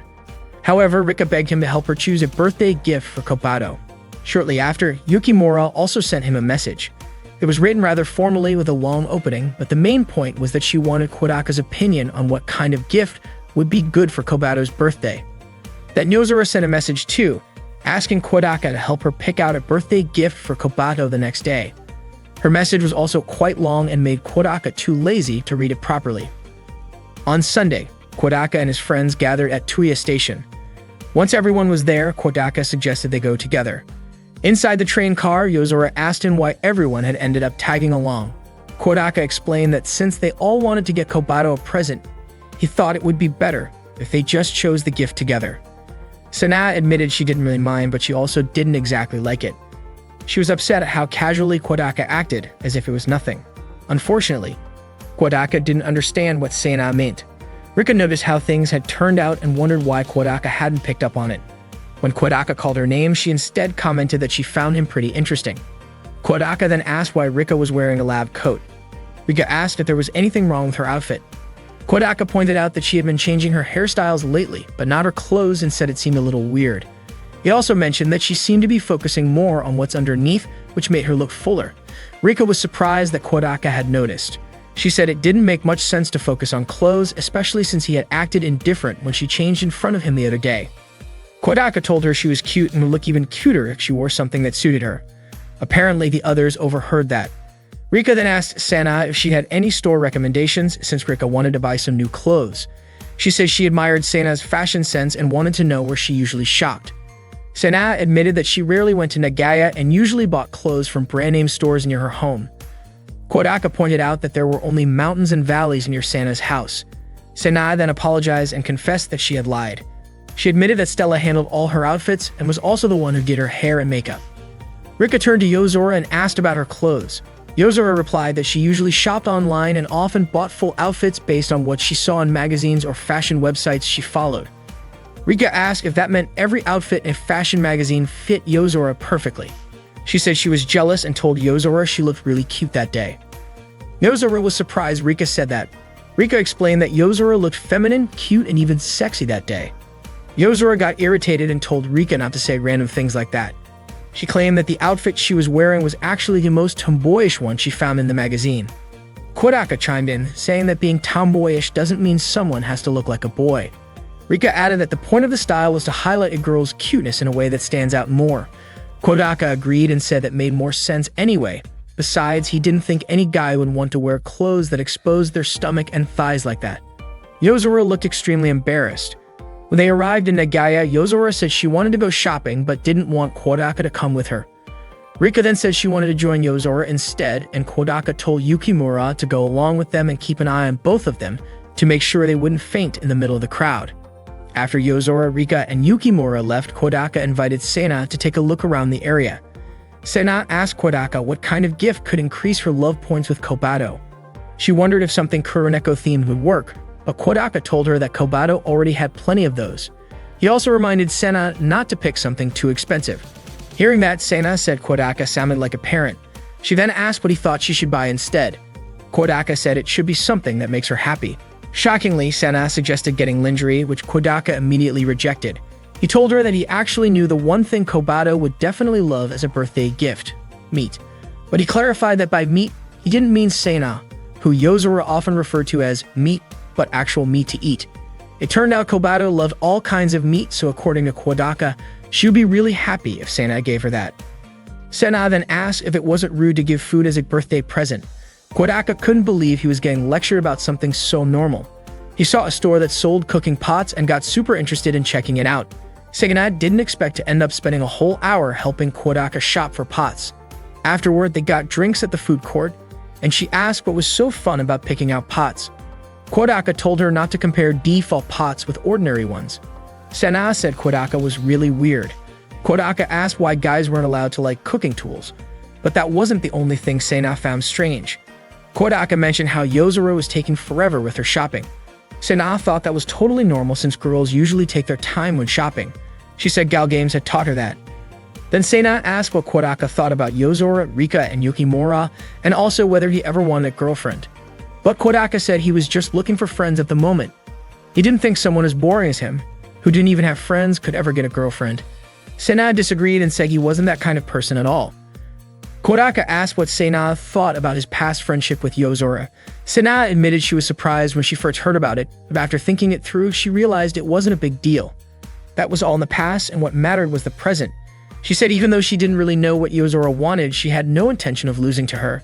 Sena asked Kodaka to remember her words clearly. She said she had once cared about someone, and that meant there was no way that person could ever be boring. Kodaka and Sena later met back up with the others. Rika asked what Kodaka thought of her outfit. A shop clerk had recommended it to her, so she ended up buying it. Kodaka told her that she could definitely pull it off if she tried, and Rika took that as a compliment. Yukimura asked Kodaka what he thought of her appearance too, saying it was Yozora who had picked the outfit for her. Kodaka said she looked pretty good, and that it suited her well. Yozora, on the other hand, showed up wearing a tracksuit. Sena was confused about her choice of outfit. Yozora said she wasn't feeling well. She mentioned she had bought the tracksuit at a sports shop and that she felt like the city didn't really match her vibe. So she decided she'd just grab a random gift from the nearest store. Rika also decided to head home. On October 18th, Kodaka and the others held a small birthday party for Kobato in the clubroom. Sena asked why the party felt so simple. Kodaka explained that none of them really knew how to throw a proper birthday party. Kodaka sent a message to Kobato, telling her to come to the clubroom. Not long after, a message tone rang out just outside the door, and Kodaka was surprised. Kobato was already there but hadn't come in. As soon as Kobato opened the door, Sena shot a party streamer at her and wished her a happy birthday. Yukimura and Rika did the same. Sena then brought out a birthday cake for Kobato. Kobato looked happy, but she was shocked to see the cake decorated with an image of herself and Sena. Yozora commented that Sena always did disgusting things. Sena responded by saying it was a cake filled with love. After Kodaka lit the candles, everyone sang the birthday song, but they were totally out of sync. Some called her just Kobato. Others said, "Dear Kobato," and someone even said, "Boss's little sister." After that, Kobato blew out the candles with a smile, and they all ate the cake together. Yozora intentionally smashed the part of the cake that had Santa's face on it. Kobato received several birthday presents: a book from Yozora, some aromatherapy candles from Rika, a protective charm from Yukimura, and meat from Sena. Seeing that, Yozora called Sena a cannibal. Kodaka then told Kobato that he would make sukiyaki for her that night. Sena told Kobato to think about her while eating, so it would taste better. On the way home, Kobato was so excited about the sukiyaki that she could hardly wait. It was clearly a beautiful day for her, and she looked truly happy. Kodaka told Kobato to go home ahead of him since he needed to buy ingredients for the sukiyaki. That night, he caught Kate sneaking around near his house. Startled, Kate asked why Kodaka was there. Kodaka replied that it was his house and asked what she was doing there. Kate explained that she thought it would be fun to play hide and seek inside, but Kodaka obviously said no. Not long after, Maria appeared and greeted Kodaka. Kodaka asked if Kate had brought her over, and Maria confirmed it, surprised to see that Kate was still there. Kate reminded Maria that she had said she would owe her forever, and Maria immediately ran inside the house. Kodaka invited Kate to join them for sukiyaki, and of course she didn't turn it down. Kobato couldn't believe how such a perfect day was now being interrupted by Maria. It was Kate's first time meeting Kobato, and she commented that Kobato was the biological little sister of her older brother. Kobato was shocked to hear Kate refer to Kodaka that way. Frustrated, she complained that Kodaka kept getting more little sisters. Kodaka tried to calm her down, explaining that it was Kate who chose to call him that. He then asked why Maria suddenly wanted to visit their house. Kate said that Maria had something for Kobato. Kobato responded sarcastically, questioning why a cursed church caretaker had come to the house of the Princess of the Night. Kate asked if Kobato was okay, and Kodaka told her not to worry since Kobato was always like that. Kate then told Maria to give Kobato her present. Maria got annoyed that Kate said it out loud but handed over the gift anyway, telling Kobato to be thankful since she had come all that way just to give her something. According to her, birthdays were an exception, so even vampires got presents. It turned out to be a key-shaped necklace. Maria said Kobato was a wicked creature, and with the help of holy power, she could become a good girl. Kobato replied, asking if Maria seriously thought divine power could restrain her. As usual, the two of them started bickering. Kodaka served the sukiyaki at the table. Maria was overjoyed and said it was delicious, quickly jumping in to help set the plates. Kodaka reminded Kobato to thank Maria. Kobato quietly said thank you and asked Maria to repeat it because she claimed she didn't hear. After the meal, both Kobato and Maria fell asleep on the couch. Kate thanked Kodaka for the trouble, while Kodaka was left wondering how they had gone through 2 kilograms of meat when he only got to eat 2 slices himself. After having a full meal, Kate started to feel sleepy and asked if she could stay over. Kodaka allowed her to, though he found himself wondering whether she was really just 15 years old. Kate explained that she had actually turned 16 last week, and she showed him a gift she had received from Maria, a pendant made from a hardened cricket. Kobato, on the other hand, had received a matching key necklace with Maria. Kodaka commented that it seemed like Kate had been through a lot. Kate replied that it was simply her responsibility as the older sister. Around that time, Maria woke up, and Kate let her know that they were staying at Kodaka's place for the night. She then told Maria to go take a bath, but Maria insisted on bathing with Kodaka instead. Kate ended up dragging Maria away, while Kodaka quickly went to prepare some clean clothes for her. Not long after, a commotion broke out between Kobato and Kate in the bathroom. As he knocked on the bathroom door, Maria suddenly ran out and headed toward Kobato's room. At that moment, Kodaka accidentally saw Kate undressed in the bathroom. Kate called him a pervert, and Kodaka immediately placed the clothes down and shut the door right away. He apologized sincerely, and Kate forgave him right away, saying she knew it was an honest mistake and there was no bad intention behind it. She told him he was a good guy. No wonder Pegasus liked him. Curious, Kodaka asked if Kate was friends with Pegasus. It turned out they were fishing buddies and both loved catching salmon. Kate even invited Kodaka to join her next time she went fishing. The next morning, Kate said goodbye as she got ready to head home. Before leaving, she told Kodaka that she wished he were really her older brother, or maybe that they had some other kind of connection. But unfortunately, she said, Kodaka already belonged to Sena.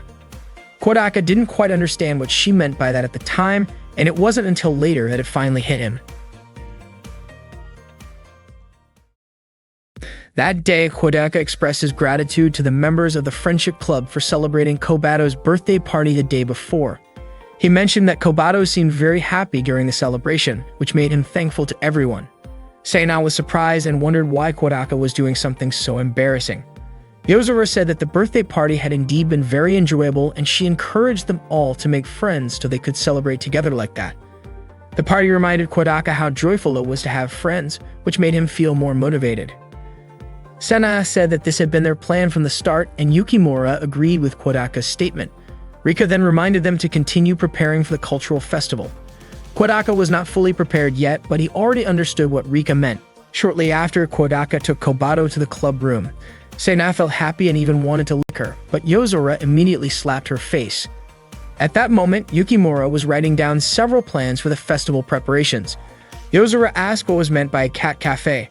Rika explained that it was a type of cafe where visitors could relax while playing with cats. Rika then wondered if such a paradise really existed in this rotten world. Kodaka asked Sena if it was true that her class would perform a presentation titled A History of Tuya City. Sena said that she had suggested a special presentation about the great goddess Sena, but the girls in her class had rejected the idea, which made her upset. Yozora proposed that they cancel the exhibition because it sounded boring. Kodaka disagreed because that was their main idea, but everyone else agreed to cancel it. Even Kobato said their decision was the right one.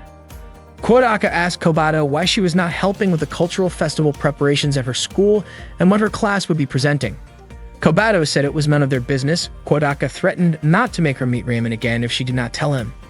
Kobato laughed and said Kodaka was bold to treat the Great Night Queen, racist v. Felicity Sumeragi, like that. Kodaka even mentioned that he was going to eat all the leftover meat from yesterday. Hearing that, Kobato finally revealed that her class would be showing a film for the school festival. Kodaka asked what role she would play. Kobato shyly said that her friends had chosen her for the lead role. Kodaka praised her for that, and Sena could not wait to watch the film. Kodaka then asked if it was a problem that the lead actress was someone like Kobato. He suspected that Kobato might be trying to avoid the role. Kodaka advised her to take the role seriously, especially since it was the lead. He also said many people did not get any roles, so this was a great opportunity for her. Kodaka encouraged Kobato to do her best, saying that it meant others needed her, and that was a good thing. Kobato agreed. Kodaka called Kobato his beloved Great Night Queen, racist v. Felicity Sumeragi. Hearing that, Kobato immediately smiled and hurried off to her school. Yozora then decided that their club should make a film for the school festival, and everyone agreed with the idea. Rika asked what theme they would choose.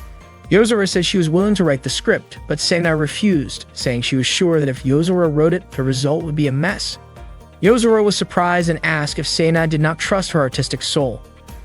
Kodaka reminded everyone of what had happened when they wrote a novel before. Yozora admitted that she was at fault back then and asked for their suggestions.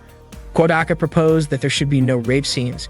Yozora was shocked, and Sena had already guessed that Yozora would want to use that theme. Suddenly, Maria came into the club room. Rika told her to ask everyone for advice. Kodaka suggested making a story about a transfer student who initially had no friends because the other students misunderstood her, but in the end, the transfer student became popular at the school. Sena admitted that she didn't want to take a role unless it was a good one. Maria said that for her, the most important thing was having delicious food. Yukimura won the role of a samurai. Rika wanted to add a scene featuring a romantic relationship between two men. Kodaka then asked if all of those ideas could be combined into one. Yozora was confident that she could create a masterpiece out of it. That night, Yozora sent a message to Kodaka. As usual, her message was very long-winded, but the main point was that she wanted to invite Kodaka to watch a movie for reference. She sent another message saying she didn't want to watch it with a lot of people and forbade Kodaka from contacting anyone else. Kodaka agreed to that. The next day, Kodaka and Yozora met at Tuya Station. Kodaka was surprised to see Yozora wearing an all-black sports outfit, the same one he had bought for her before. Kodaka asked which movie they were going to watch, but Yozora said she hadn't decided yet and suggested they pick one randomly. Yozora picked a movie, and to their surprise, it contained a lot of explicit scenes. After the movie ended, Kodaka asked if Yozora had gotten any ideas. Yozora said obviously not, and she hadn't expected the movie to be so risque. She wondered if Kodaka wanted to try doing those kinds of things, but then quickly dismissed the thought. Instead, she invited Kodaka to have some tea before heading home. Kodaka pointed out that the cafe was in the opposite direction, but Yozora said there was a specific cafe she wanted to visit. It turned out that Yozora wanted to go to a cat cafe. She looked really happy playing with the cats there.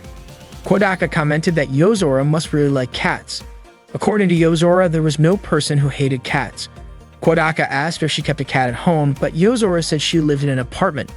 Even if she didn't live in an apartment, she still wouldn't be able to keep a cat. Kodaka asked why that was. Yozora mentioned if Kodaka still remembered Knight, the black cat they often played with when they were little but suddenly disappeared. Yozora admitted she had been very sad about losing something important in her life. That was why she didn't want to get into relationships if it would only hurt her, but she didn't mind if it was just for fun. After that, Yozora said goodbye and asked Kodaka to wait for her until she finished her script. Before leaving, she said the day felt like it was 10 years ago. Kodaka said it was like reminiscing about the past. The next day, Yozora had finished her script and said she had completed it perfectly. Rika asked if they could start making the movie right away. That day, Rika was dressed like Reese's V, although she couldn't say the full name properly. Sana called her a fake. They all read the script Yozora had written. Sana and Yukimura said the script was really good, and Rika couldn't believe it was actually written by Yozora.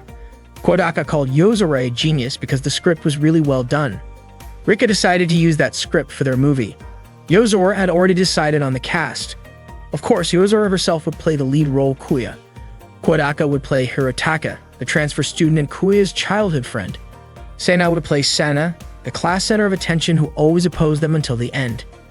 Yukimura would be Nobuyuki, a shy boy who admired Hirotaka. Rika would play Sarika, a girl who kept teasing Hirotaka and Kuya. Maria would play Mary, Hirotaka's little sister who really hated her older brother. Sana objected, asking why Yozora had to be the lead while she herself had to play the villain. Yozora said she had read the entire script and chosen the cast accordingly. In her opinion, the character Sana was striking and the center of attention in the class. Yozora hated to admit it, but Sana was the perfect fit for that role. Although Sana's personality wasn't very likable, she was a good girl and had a lot of important scenes. Yozora said that role was quite good and Sana finally agreed. Suddenly, Rika said that while picking roles based on habits might be fine, if they did that, then Kodaka was given the wrong role. In the script, Hirotaka was a 17-year-old young man who was honest, mature, responsible, easy to communicate with, had a great sense of humor, and was sociable. He was smart, tall, athletic, with a handsome face. According to Rika, Kodaka did not resemble that character at all. Yozora did not expect Rika to notice that, and Sana even agreed that Kodaka didn't fit the personality of Hirotaka. Maria went further, saying Kodaka really wasn't cool at all. Then Rika asked why Yozora chose Kodaka to play Hirotaka.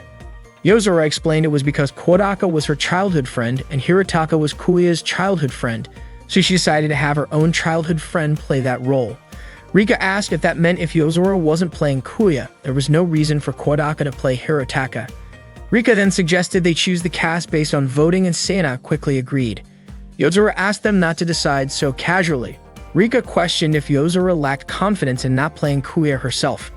Eventually, Yozora agreed as she had already expected things to turn out that way. After the vote, the decision was made. Yukimura would play Kuya, Yozora would play Hirotaka, Maria would take on Sana as Sarika, Rika as Nobuyuki, and Kodaka would play Mary, Hirotaka's younger sister. Kodaka asked why things ended up like that. He was confused about who actually chose him to play a younger sister's role. He suspected Sana was behind it. Sana explained she thought it would be interesting. According to Sana, she wasn't the only one who voted for Kodaka as Mary. There were actually 2 votes, including Maria's. Maria reasoned that since Kodaka always played the older brother to her, it would be nice if he could take on a different role for a change. Rika realized that after mixing everyone's ideas, the results just became weird. Kodaka also said it was impossible for him to play a younger sister. He suggested they revote. Suddenly, Yukimura was seen crying. Seeing that, Kodaka encouraged him, and Yukimura promised to give his best. Yozora then said she would change Mary into a younger brother. Sana apologized for troubling Yozora. Yozora instead called her annoying and asked if Sana was feeling unwell. Sana felt bad for causing Yozora extra work by having to rewrite the script. Yozora said changing the character from a younger sister to a younger brother wasn't difficult. The next day, Yozora handed out the new script. However, the story was completely changed. Sana wondered why Kotaru had to become Kuya's twin brother, when originally he was supposed to just replace Mary. Rika pointed out that Kotaru's role actually increased and became more important in the story, while the interactions between Hirotaka and Kuya felt awkward. Yozora explained that Hirotaka and Kuya were not actually friends because to Hirotaka, Kuya was a friend of a friend. Since Hirotaka always hung out with Kotaru, the 3 of them ended up spending a lot of time together. Kodaka felt sorry for Kuya and wondered why they didn't just become friends as a trio. Yozora said that a friend of a friend wasn't really a friend. According to her, they weren't 3 friends but 2 friends plus 1 outsider. Kodaka mentioned that he might have experienced something like that before. Sena asked why Yozora made Kuya the loner when she could have made Kotaru the loner instead, which wouldn't have changed the story much. Yozora said she couldn't do that because it was natural for Hirotaka and Kotaru to be friends. Sena guessed it was because Kodaka was Yozora's childhood friend and Yozora didn't deny it. Sena said that such an old-fashioned story no longer had any relevance. Yozora looked annoyed. Sena added that even if Yozora and Kodaka were once friends, it didn't matter anymore and wasn't Yozora's job to rewrite the script. Yozora said she understood how Sena felt. However, Sena insisted it had nothing to do with that and asked Yozora not to get stuck in the past and to focus on what needed to be done now. Yozora began to cry and said she wished Sena didn't exist. Then she shouted, calling Sena stupid before walking away. Sena admitted that she really hated Yozora, but never wished she didn't exist.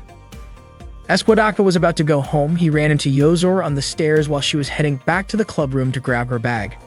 Yozora asked him which he would choose, Hirotaka, Kuya's friend, or Kotaru's friend. Kodaka said he did not really mind as long as the storyline remained interesting. Yozora then said that she wanted to be Kodaka's childhood friend in the film. She asked which was more important to him, 10 years ago or the present time. Kodaka could not answer, so asked Yozora again. Yozora clearly chose 10 years ago. Kodaka then asked if the present time did not matter to her, which made Yozora feel confused. The next day, Yozora rewrote the film script. Sena said the script was good, Rika also liked it, and Yukimura described it as truly amazing. Since no one had any objections, Yozora decided to start filming right away. That day after school, the members of the Neighbors Club were filming scenes for their movie. The shoot took place in a classroom, starting with the scene where Hirotaka arrives at school as a transfer student and meets Kuya for the first time. Once the classroom scenes were done, they moved on to the next part of the shoot in the schoolyard. Yozora took on the role of director, Rika handled the camera, and the others assisted with lighting.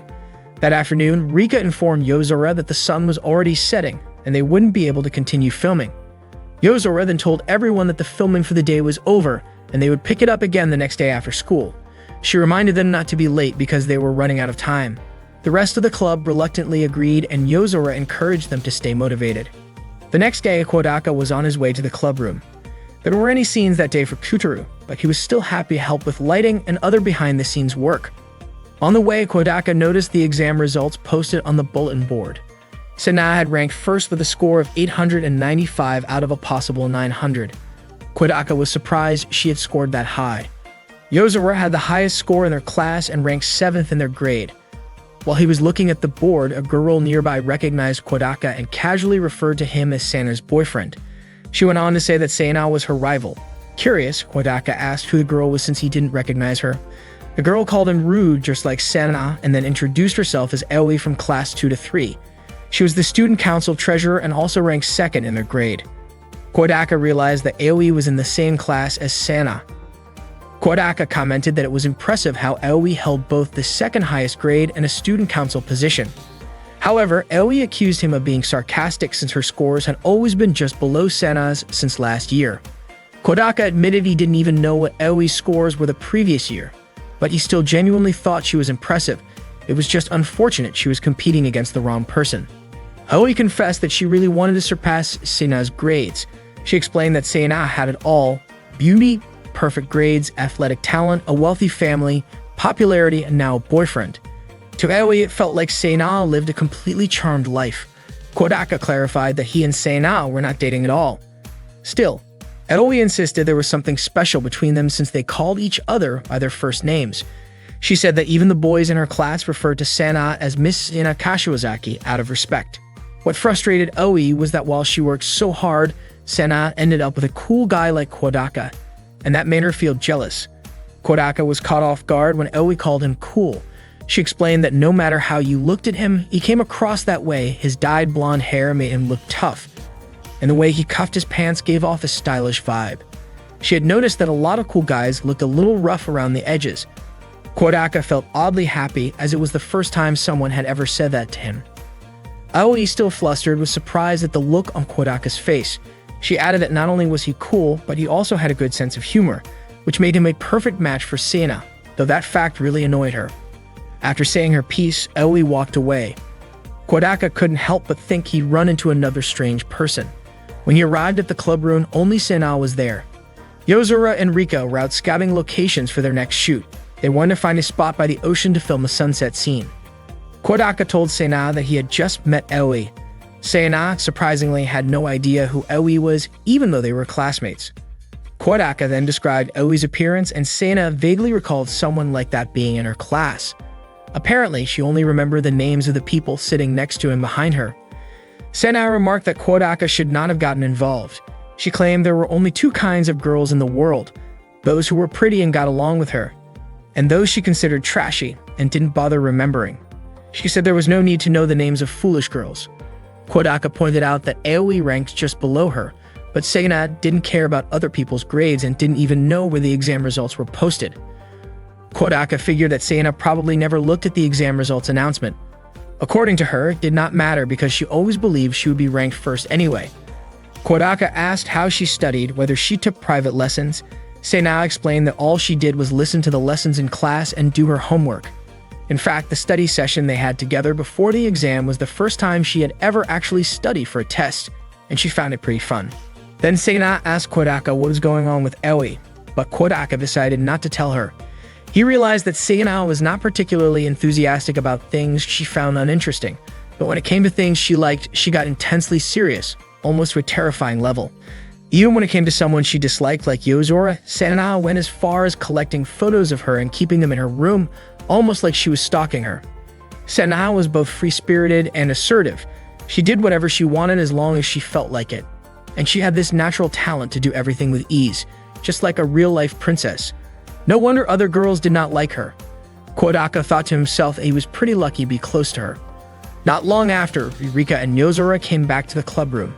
Rika said that they had found a good location. Yozora turned off the TV and told Sena to get ready to film. The scene they were shooting this time was the one where Hirotaka fought Kuya on the sand. Kodaka asked Rika if she was sure about using a playground as the set. Rika said she would edit it later with CGI to make it look like a beach. After the shoot wrapped up, Kodaka was about to head home when he ran into Pegasus.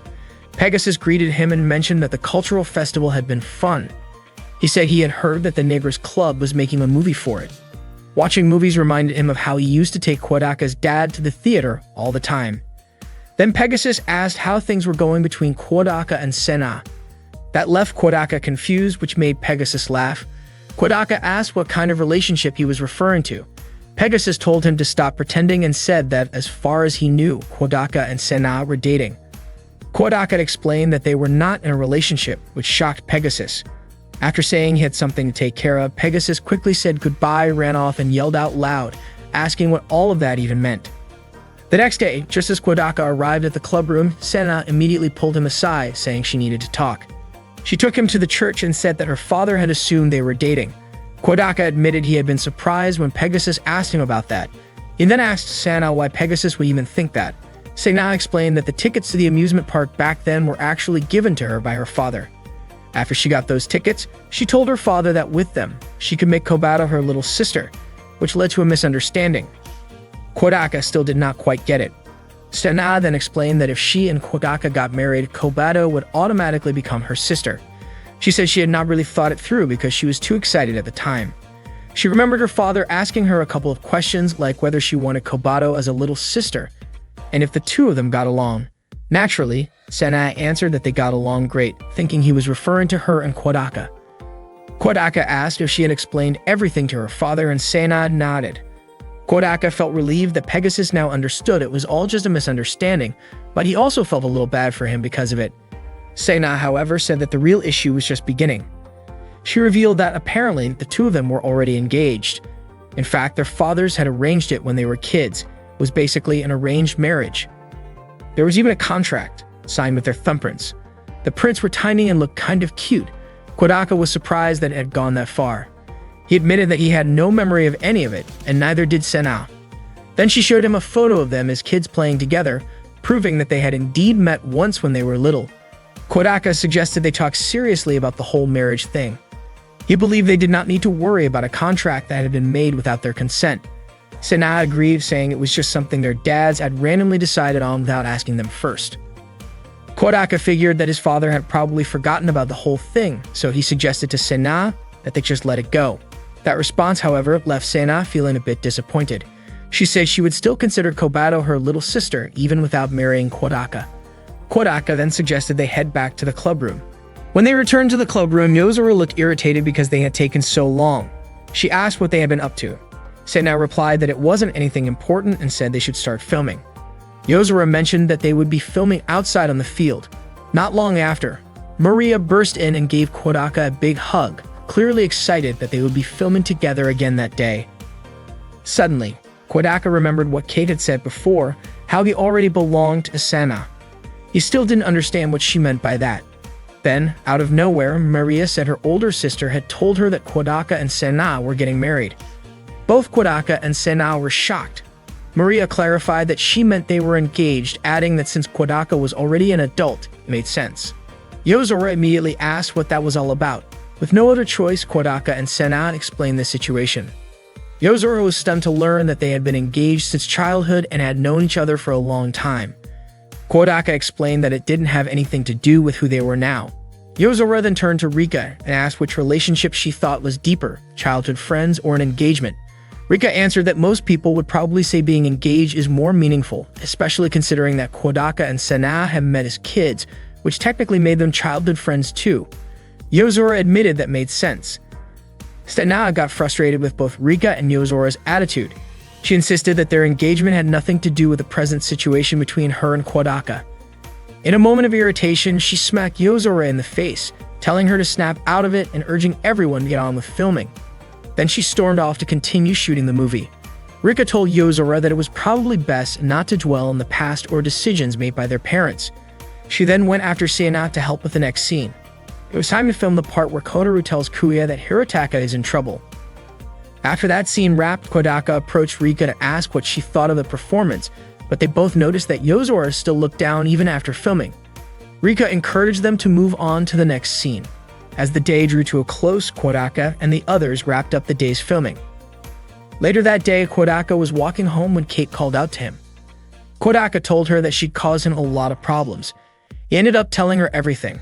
Kate apologized, saying it wasn't just her who knew about the engagement. Pegasus had apparently been telling everyone about it whenever he got the chance. So she figured most of the teachers and nurses probably already knew, and maybe even some students as well. Kodaka couldn't believe it. Kate suggested that Pegasus was probably just overly excited, and she finally understood why he had been acting so energetic lately. She also mentioned that she heard Kodaka and the others were making a film, and asked what it was about. She said she couldn't make sense of the explanation Maria had given her. Kodaka told her it was a story about how a transfer student experiences changes in their environment. He described it as something like The Sun Over the Hill, a classic Japanese coming-of-age movie which he really enjoyed. Kate encouraged him to watch it. Kodaka said maybe it could serve as a good reference and that he considered checking it out. That night, Kodaka watched the movie all the way through. He was stunned to realize that Yozora had copied the entire thing. That day, Yozora admitted she had plagiarized and her friends put her on trial for it. Rika looked furious and asked how Yozora could do something so foolish. Yozora assumed everyone else was too clueless to notice, so she thought she'd get away with it. Rika looked like she was about to lose it and nearly hit her, while Yukimura called Yozora an idiot. Yozora begged everyone to forgive her. Rika then asked what they were supposed to do next. Sena wasn't willing to cancel the film and start over with a new original script. But according to Rika, they didn't have enough time to create a brand new story. It turned out that Sena had secretly written her own version of the script just in case Yozora didn't deliver something decent.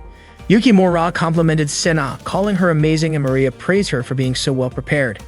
Sena then ordered Yozora to get on her knees and thank her. She also asked Yozora how it felt to get caught plagiarizing, especially since they'd be filming based on her script now. Yozora clearly looked annoyed, while Sena jumped around gleefully, calling her a useless animal. Sena told Yozora to make up for what she did by giving it her all in the movie. They started filming at an amusement park, where Yozora had to play the role of a witch. She was visibly annoyed about having to wear such a ridiculous outfit in public. Sena couldn't care less about Yozora's complaints and quickly ordered her to start the battle scene with Yukimura, who played a samurai. During the fight scene, Yozora suddenly grabbed Yukimura's body to attack her. Watching this, Rika got overly excited and yelled out that Yozora should defeat Yukimura and take her to bed, a comment that was clearly exaggerated and not appropriate, but played for absurd comedic effect. Sana then told Yozora to explode herself in the scene. Yozora was confused about how she was supposed to do that. Rika stepped in and told Sana the explosion would be added later with CGI. Later on, Yozora and Maria practiced their acting together while enjoying lunch. The script was titled The Legend of the Great Kashiwazaki Suina. Sana's version of the story included everything: school life, friendship, singing, magic, superpowers, samurais, robots, space wars, and even romance between male characters. Kodaka was surprised that Sana actually managed to cram it all in. After the shoot, Rika asked Kodaka to help her carry their film equipment back to the science lab. She apologized for the trouble. It was the first time Kodaka had ever walked down the hallway with her like that. Once they arrived at the lab, Kodaka said he hadn't been there since the day they first met. Rika pointed out it had been exactly 122 days since he last came, and even more precisely, 122 days, 8 hours, and 30 minutes. She then invited Kodaka into a room called Sex Sigma. Kodaka was impressed to see the door open with a card reader.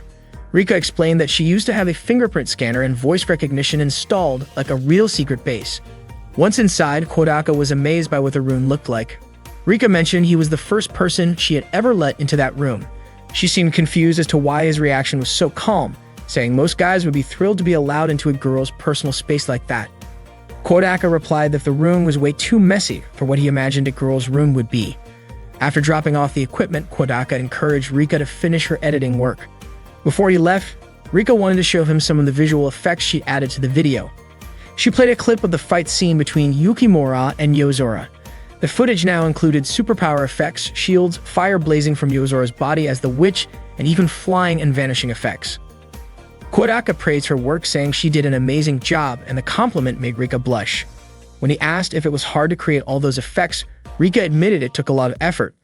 Kodaka apologized for giving her so much extra work, but Rika said even though it was tough, she genuinely enjoyed doing it. Rika had previously worked for game and film companies, but this was her first time doing something together with people her own age, and that made her really happy. Kodaka noticed the club's photo album, and Rika showed it to him while apologizing for secretly taking pictures of everyone. Kodaka called her a pervert, but Rika quickly asked him not to get the wrong idea.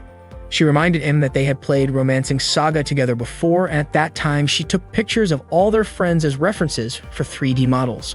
Kodaka hadn't realized that Rika was actually serious about preparing that game for everyone. Feeling a bit embarrassed after being found out, Rika lowered her head. Kodaka then said goodbye and started to head out. Just before leaving, he quietly glanced back at Rika from the doorway. He remembered how she said she truly enjoyed playing a game together with others for the first time. In Kodaka's mind, out of all the club members, Rika might be the one who had worked the hardest to make friends. The next day was the school festival at Kobato's middle school, Chronica Academy. The school grounds were packed with food stalls, a maid cafe, and a bunch of other booths. Maria got excited when she saw a bear mascot. Apparently, it was her first time ever seeing a school festival, since her own schooling so far had only focused on studying. Kodaka and the others headed toward the audio-visual room to watch the movie made by Kobato's class, which was scheduled to start at 10 a.m., just 5 minutes away. Kodaka asked Sana where the audio-visual room was, but Sana looked confused and asked why he was asking her. Kodaka pointed out that she had gone to that school 2 years ago. It turned out that Sana didn't attend middle school at Chronica. She had gone to a public middle school near her house. Sana insisted that it wasn't the right time to be talking about that. They quickly made their way to the audio-visual room. When they arrived, the movie was just about to begin. The story followed Kobato, who played a beautiful princess living in a castle. Many men came to propose to her, but she couldn't decide on one. So she announced a challenge. Whoever could retrieve the legendary treasure guarded by a dragon at the edge of the world would win her hand in marriage. Kodaka guessed the story was inspired by the tale of Princess Kaguya. Sana was absolutely hooked on the film, while Maria ended up sleeping through most of it. In the final scene, Kobato flew off to the moon, leaving everyone behind. Kodaka thought it was actually better than the film their own club had made. When the movie ended, the entire audience clapped. Sana even shouted out how amazing Kobato was. After they left the audio-visual room, Yukimura told Kodaka that Kobato really was incredible. Rika pointed out that although newer films often relied on the latest special effects, using that retro style actually worked really well. Yozora mentioned that there was a lot they could take as inspiration for their own film. Sena gushed that Kobato was adorable and totally fit the role of a princess. Not long after, they overheard Kobato's classmates saying how cool she was and how the movie had managed to keep the audience completely focused. They said it was a great first-time performance, and if the film got more attention, the seats would definitely fill up. As soon as Kobato came out of the audio-visual room, Sena ran up to her and hugged her tightly. She said she had missed Kobato so much and called her adorable, a princess, and an angel. Kobato asked Sena to let go and was confused about why Sena was at her school. She had specifically told Kodaka not to come to the festival. One of Kobato's classmates, Miki, approached Kodaka and asked if Kobato wasn't amazing. Kodaka agreed and praised the film. Then she called out to Kobato, saying her big brother had just said their movie was really good. Kobato felt embarrassed and immediately ran back into the classroom. Kodaka apologized to Miki, explaining that Kobato had always been like that. He then asked if Kobato was actually that popular at school. Miki told him that Kobato wasn't just popular in her class, she got tons of fans all over the school. She added that many of them had tried hard to become friends with her, but Kobato didn't seem interested in them at all. Even though they had repeatedly said how much they liked her, she never took it seriously and would avoid them whenever they tried to get close. Miki thought it was Kobato's shy and reserved nature that made people like her even more. After hearing that, Rika commented that Kodaka and Kobato were definitely siblings. They were a lot alike. Just then, Maria suddenly looked down and said that things weren't fun anymore. Even when they were in the neighbor's club room, she still looked gloomy. Suddenly, Kobato entered the club room and said she admired everyone's patience. As soon as Maria saw her, her mood completely changed. She lit up and shouted excitedly that she was going to defeat that vampire Kobato. Maria quickly ran up to her and got in her face. Kobato asked why Maria was always bothering her, though she didn't even get a chance to finish her sentence. Sena jumped in and suggested they film a scene that was really important to Kobato. It turned out that Kobato had gotten a role in their movie. Sena explained that they were going to reshoot a scene Kodaka had originally done and Kobato would be taking his place. Kodaka was shocked to find out that he had only been a stand-in. It was the perfect time to shoot since the sun was about to set. Even though Kobato and Maria were always at each other's throats, they both looked super cheerful. All the members of the Neighbors Club quickly headed to the filming location to shoot Kobato's scene. The day of the sports festival finally arrived. All the students gathered on the field for the opening ceremony. As the student council president, Hinata gave a speech to kick off the event.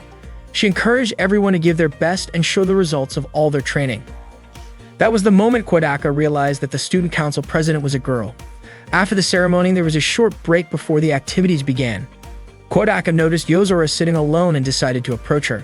Yozora admitted that she wanted to go home already and felt like she should have just skipped the event. She said she didn't want to see that person early in the morning.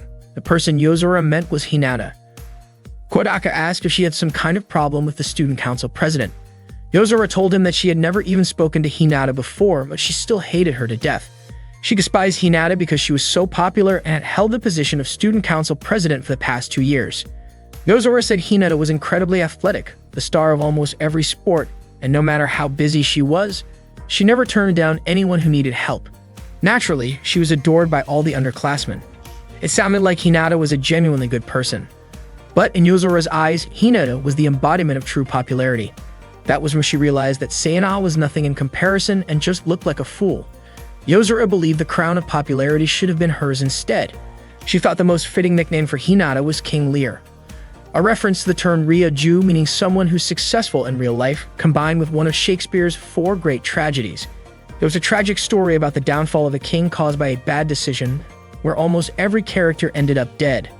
Yozora felt like the name reflected her hope that Hinata's life would also end in tragedy. Talking about Hinata made Yozora feel sick, and she said she wanted to go lie down in the student infirmary. Kodaka understood clearly then, Yozora really hated popular people. At that moment, Kodaka noticed Rika up on the rooftop and decided to go after her. When he got there, Rika asked why he had come up, but instead Kodaka turned the question back to her and asked why she was there alone. Rika said she was just getting some fresh air. Kodaka was surprised by what she was wearing. Rika had assumed everyone would be dressed in matching outfits, so she had put on a super revealing gym outfit. Kodaka asked why she hadn't joined the opening ceremony.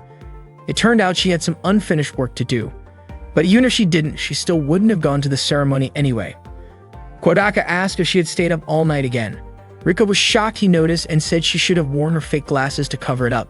Kodaka thanked her for all the hard work she had been doing. As soon as he said that, Rika's face turned bright red and she got really flustered. Meanwhile, a race was going on down the field. Using her binoculars, Rika watched Siena compete. She expected Siena to be great at everything, and Kodaka agreed. Siena really was. Then Rika asked how Kodaka felt about Siena. Kodaka said his feelings were nothing special. Siena was just a fellow club member. Rika pressed further, asking if that was really all there was to it, even though the two of them were already engaged. She didn't think Siena felt that way at all. Suddenly, Rika said she didn't like feeling lonely, but at the same time, she was scared of anyone showing affection toward Kodaka. Kodaka pretended not to notice, acted like he didn't hear her, avoided the question, shut himself off, and rejected the idea. According to Rika, Kodaka truly believed that no one could ever have feelings for him. Hearing that, Kodaka assumed she was talking about Kobato. Rika said that if Kodaka wanted, she could keep acting the way she always did, but she also thought maybe it was time to move forward. Before she could finish her sentence, Kodaka asked her to stop talking and quickly left. Just before he walked away, Rika said something else, but her voice was drowned out by a sudden gust of wind. Kodaka asked what she had said, but Rika refused to repeat it. Even though he acted like he didn't hear her, Kodaka already knew what those words were. He had known them for a long time.